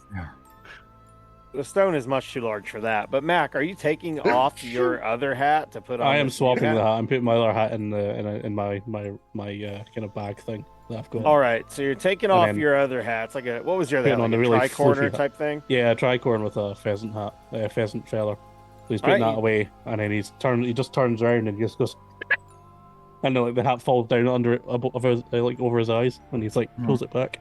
You put on this new hat. It's like a wizard's hat type thing. Yeah. You pull it on, and you, Mac, get +1 to your intelligence score. Oh wow! It doesn't change anything, but yeah, thank you. you look a little seem bit smarter there, slightly boy. more intelligent. Hmm. A distinguished gentleman. Looking Oh, sharp look there, at- Mac. Very distinguished. Yes. The hat's what got else? technology taste to it. What happened over here then? There's this big Well, rent did in it, the wall. Well, hang on a second. Did y'all want to do something with this rock? I Well, you, I know it's magical and it's glowing, and it was on that dead guy over there, but at I this don't mind point, keeping hold of it if you don't want to. But I'm not really very magical, so if anybody knows what this is, I'm it's a just glowy. letting- It's a glowy rock. Yeah, but did it make that thing the way it is with that thing on the thing? I don't bloody know. Oh, it looks like there's something stuck inside it. Try smashing it open. Because right now, Caleb has just got his whole world has been flipped around because he was thinking there's no such thing as ghosts. Now he's seeing illusions and stuff and getting beat down a couple times, and now Well, he's there is a this- thing called ghosts because Mac killed a ghost, and everyone confirmed That's Mac killed a right. ghost. Well, I'm just saying in his own mind, so he has no idea. Oh, okay. Everything's a threat at this point. It's demonstrably true that the magic gun kills ghosts and undead things. We've seen it heals people. repeatedly. It heals It's people, got a it's And it got heals 100% track record as far as Oh, we and know. it also dispels magical darkness. That's right. It's got 100% record also of know solving that everything. Jack-o'-lantern definitely protects you from ghosts and skeletons. That's right, and we Because also know I just that stood we... in that doorway with my jack-o'-lantern and I'm perfectly fine. And he's fine, yeah. Well, I tell you what I'm going to do real quick is I'm casting mage armor. To my AC back up to 16. Yeah, if nobody else wants this glowy rock, I'll pocket it. I thought you Or were going to maybe- Mac, but yeah. Oh, you know Mac doesn't what? care. No, you know what? I'll cast mage hand and I'll just have it carry the rock around. Since it be potential It's light glowing. source. Yeah, why not? Hey, you know Um, what? Maybe if we run in, hang on, I gotta change my tone. Maybe if we run in and somebody has this light floating behind them, that'd look like really eerie. Maybe you could show up and poof and scare the crap out of whoever. Because there's some other people that ran over behind that other door. I stuck a piton in it to keep it from opening back this way. Oh, yeah, the other dwarf and what have you. The ones yeah, there were that some we were footprints fighting. going out over there. I But just right now- want to check. I want to check out this room that the blue skeleton came out of. Oh, wait a second. Did I kill anything? Yeah, you killed one of the skeletons. It was already dead. I don't know if that counts, but yes. Well, I get You double killed it. yeah. Committed place grave calls. robbery. Yeah, I get You made a great mistake. Oh wait, no, it wasn't Caleb that did it. Okay. Oops. Sorry, It's all good. too much. Yeah, I know. Because right now, guys, I'm bleeding out of every orifice I've ever had, and Every orifice. And a few every orifices I didn't have previously. got a couple extra orifices, and they're bleeding too. Uh, I need to rest, or I need to get healed, or I need to go see a doctor. Mama, I ain't feeling so good right now. Well, give us a couple of minutes. I want to check out this room first, make sure there's nothing else hiding in the wings, and then we'll see what we could do to help you. Alrighty. You don't feel so good, Mr. Stark. I'm gonna go. Was I'm the actually gonna go and lay down on one of these beds. I'm gonna put the cloak over him. It's covered in my blood, but it's What? he's gonna have a lie down. He's got to have something over It's top like- of him.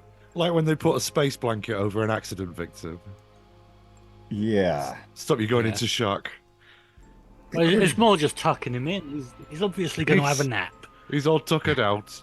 We'll go have a lay down on that cot. No. Yeah, hang on. That's real nice, but I think I'm gonna squeeze that thing out and bring out some of the blood first. Oh, blood's an excellent insulator. Well, it's also got some, well, whatever acid turns into after it's Yeah. dissolved bits of clothing, and Well, it's not just blood. I mean, it's Yes. pretty manky. while I'm laying here, I'll just be looking at this floating rock. Glory, it's pretty. All children go into the light. Is there anything in this room that the wizard Skelly burst out of? Yeah, when Mac and Howie walk into this other room, you do notice a few things. So there's no longer a light in here. Did one of you have a torch or something with you? I mean, I've got dark vision, but Yeah. Dark Oh. vision or that stone? Who's holding that stone that was found? Does Caleb still have it? I think Yeah. Caleb's held onto it. It's hovering beside me somewhere. Oh, okay. So yeah, this room is pretty dark. But if you had a light source, you can see a little bit better. Well, I mean, Yeah, my Hey, if character- it's real dark in there, if it My just character happens to sheet- be really dark, go and grab a stone. My character sheet says I have dark vision as well, but Okay. previously established that I didn't have dark vision, so I'm quite happy to just not have it. That's It's okay. bloody dark in here. I've got a You both lantern go in as there. well. Yeah, I've got a and bunch with of- the I've lantern- got a lantern. I Yeah. picked up a whole bullseye lantern. Picked up your so- fancy, Sean. Yeah, Sure, it you can was- light that bullseye lantern, and it engulfs this room in light. And between that and the dark vision, you're able to see pretty well. What you see is a mainly empty room. There's some benches on the side, and then it almost looks like a small classroom. There's like 4 benches, and at the very end is a table with a chair pulled up next to it. Everything in this room looks quite old. And sitting on the table, you see that there's a book laying on the table, and beside it is a candlestick that is gone. Like it's just like the base of it that's supposed to hold it with wax melted all over the table. Dust is crusted everywhere. This room does not look like it's been entered in many, many, many years, even with this dim lighting. And yeah, you just see that the book is there, and then beside the book, there's actually a couple items sitting on this table. You see what looks to be a skull. Looks like a human skull, except even with this torchlight, it just seems to be reflecting light back at you. It looks like maybe the skull is made of some sort of metallic material. It's bouncing all this torchlight off of you. Beside it, you see what looks like an apple. The apple seems to be doing the same thing. It looks like it's made of some sort of metal, and it's just reflecting the torchlight. You see what looks like a large flower laying beside it, like a fully, just like a full flower with the stem and everything, and then that's also seems to be made of metal. Reflecting some sort of light. And then you actually see like discs laying all over the table. There's like 5 of them, and they also seem to be made of the same metallic material. And all of them, just the moment you light that lantern, are reflecting this light back at you, even from a couple feet away. Wow, these are super shinies. Yeah, very shiny here. Yeah. They're very al- shiny. And there's a Some book kind as of well. alchemist. That's a big word. This must be Dan's diary. And then how he picks up the book and opens it. You look at the book, and Dan it's actually Jarrus. written in common. There's no title on the cover, but when you flip over, it's kind of like made of like what is it, vellum or whatever. You Yeah, open it, vellum. and you look in there, and on the front, it actually says, "Written in common, the secret of the philosopher's stone." And as you flip through the book, there are some words you recognize. There's many you don't. It's just like such a high level of jargon. You're like, it's just kind of above your head. There are diagrams and all sorts of things. This book, like, it looks very complex, but it seems to be about creating a philosopher's stone. Cool. Howie has no idea what any of that means, but he picks up all the metallic objects and puts them in his pack. Yeah, so you grab this as you pick it up and you notice it, it feels heavy too. You feel like now that you're this close, you're holding in your hand like a solid gold skull, a solid gold apple, a solid gold rose, and then all these discs also seem to be made of just solid gold. Cool. I'm gonna keep that to myself. Oh, nothing in here, lads. Nothing of worth noting. No food. And Just a didn't couple they? of baubles. Yeah, but got a hat. didn't they say that didn't they tell us that like 2 gold a month is what the economy is? Yeah, like Like a gold a week, yeah, for an average yeah. worker, So like a dock So worker. you could actually cash those in and just buy this house probably. you could probably buy half the town, I guess. But For yeah, solid- how he's not letting anybody else know. Mac knows obviously because he's in the room, but Mac Yeah, doesn't Mac, care you about. saw this, right? Yeah. You'd Mac, probably be Mac interested in the Mac apples. doesn't care about shinies. Mac's like, oh, the apple can't be eaten. Yeah, Howie offers Mac it to will- Mac, but Mac like, can comment. Mac would comment on shinies, but like not very loud because he knows that Harry's being kind of quiet when he's in here. So he's like, shinies. How he becomes the dictator of Saltmarsh. His own private army. Is there anything else you wanted to do? Did you want to look further into the book, or you can do an Arcana check if you wanted to? yeah, I guess we'll You just know more about it. I mean, Howie is not arcanely inclined, really. Arcanically. I don't think it would. Yeah, I don't think it would occur to him to do that. But he can read, although his intelligence is 8. Well, we'll see what happens. He'll just have a leaf through it just to see if there's anything, if he sees anything that particularly stands out to him. I mean, he read the door as danger, so. Yeah, with the 4 that you rolled, it just seems way over your head. Mac's- You're like, Mac is I just understand like one of every 5 words, but yeah, you're not sure. Mac, Oh, that was I- Mac for all, and Mac's just like, book. Like philosophers, aren't those people that get paid to write books and teach classes? Yeah, I don't know. I mean, I couldn't make head or tail of that letter either, so. I got a hat. Look. Are you taking the book as well, or just leaving it? No, I'm going to take the book as well, just in case. It Okay. may be useful.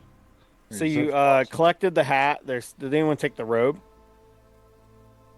The His robe. robe is The robe that Currently on the Caleb. skeletal creature, The- skeletal The mages wear? the robe. Yeah, with the robe embroidery is was- on. The robe got used to cover up Calum. That's right. Okay. So it's a blanket right now. Yeah, Yeah. nice bloody, visceral. Yeah, It's ancient got robe. enough snacks for later. You prestidigitate it. You know, that's a good point. I have that, and I didn't even think about it. Yeah, I like that idea. I'm gonna prestidigitate that robe to be all nice and pretty. As a Make it matter of nice and fact, clean. And I'll do the same thing to Poke if Poke wants it. Hey, Poke, you need to be cleaned up. I got a little spell that can probably clean you up a bit.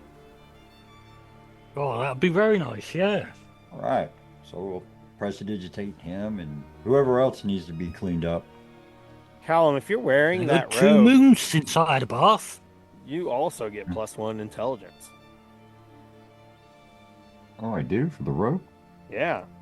Well, that brings me to a 9, which from an 8, which I don't think does a lot of anything, right? It's all the evens that it hmm gives It increase. increases right, your yeah. intelligence enough to know that you feel smarter.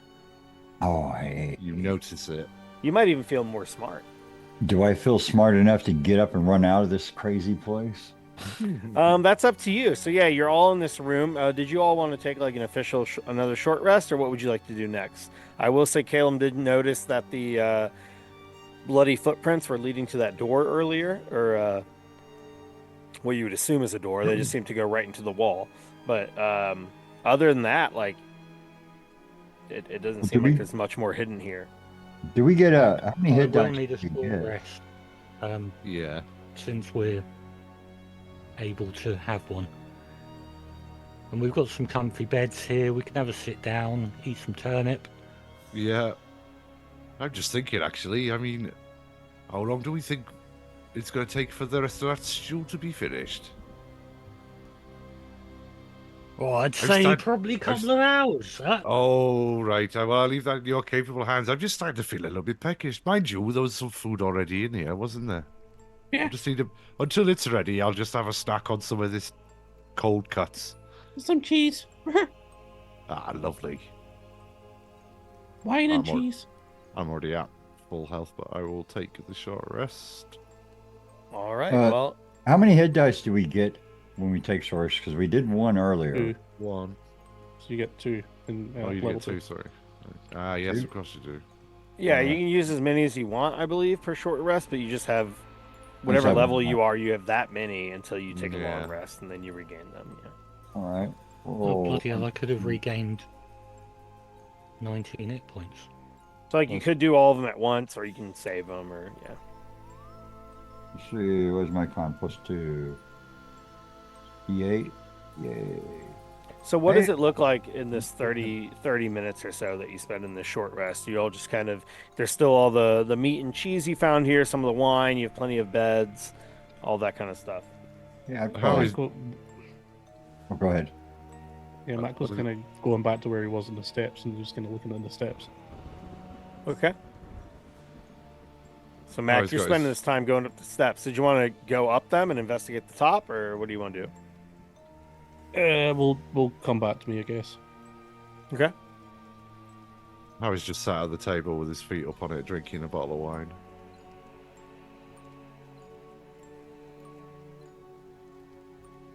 So Callum's sleeping, Howie's drinking wine, Mac's looking at some steps. What about you, Poke?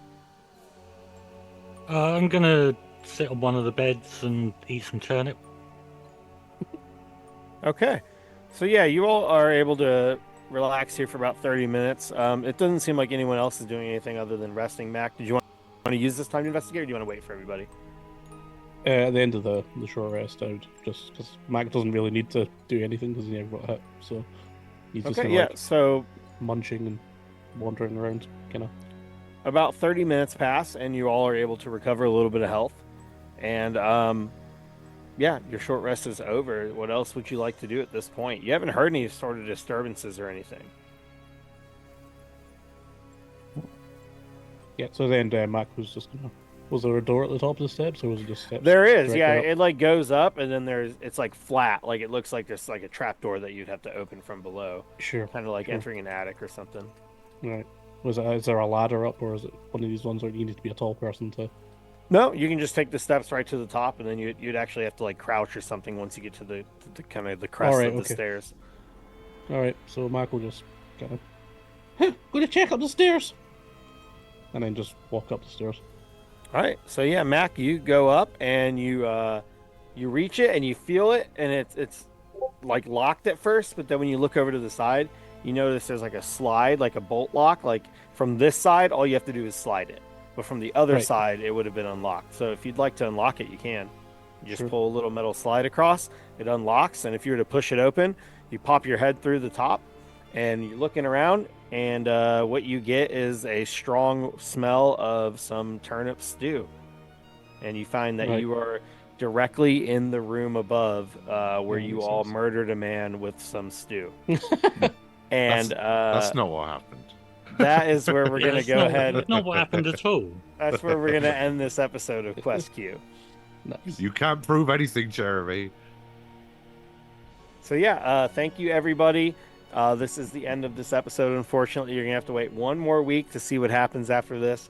Kind of judging on where we're at right now, I'm thinking maybe 2 or 3 more episodes, and then we'll move on to the next adventure where Adam will be the dungeon master.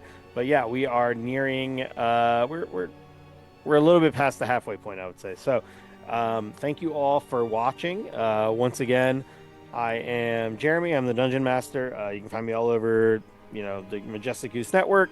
I'm the DM of Eclipse. Gerundu and I are on Dice Talk. We've been on Roll for Weird and Shiver and all sorts of things. But that's all I really have to plug right now. I guess my number one thing is if you enjoy the show, just go ahead and tell your friends about it. Tell them to tune in and watch Quest Q every Friday. If they're not able to make it, they can always go back to the Twitch later and watch the stream again, or they can download the podcast. We've been releasing this as a podcast, so go ahead and search for Quest Q wherever it is you like to find your podcasts. And is there anything else that the rest of you would like to plug or mention? Yeah, the store. I know Adam went over a lot of stuff at the Majestic Goose store. I've spent my allowance on it, and I'm anxiously awaiting him to come in. And I'd like to extend that opportunity to everybody else because what I'd love to see is a lot more T-shirts and stuff, just random places like Grundu mentioned. That if he ever walked around and saw somebody with one on, they'd just be going, "Wow!" Yeah, I'd So be very impressed if I ever saw somebody walking around the streets of Great Britain wearing a Majestic Goose Network yeah, t-shirt. But that would equally apply anywhere else.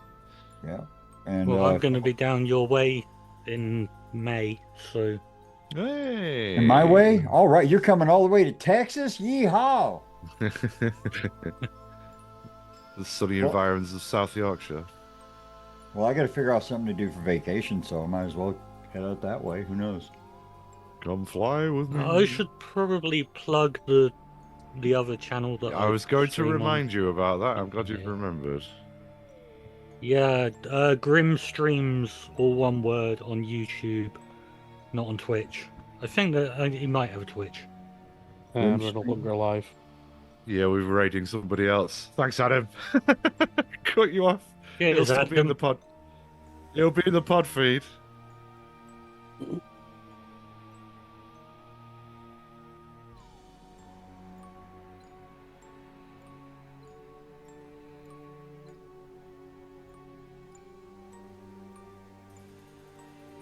Not hiding from the camera again, are you? Thanks, Do what you Clancy. do. Well, the reason why I try to get y'all on the camera more, or at least you, Adam, is because it's slowly supplanting the mental image that all these years of listening to podcasts have put put you guys on. Jeremy's already blown it away because he was a hippie guy with long black hair and kind of like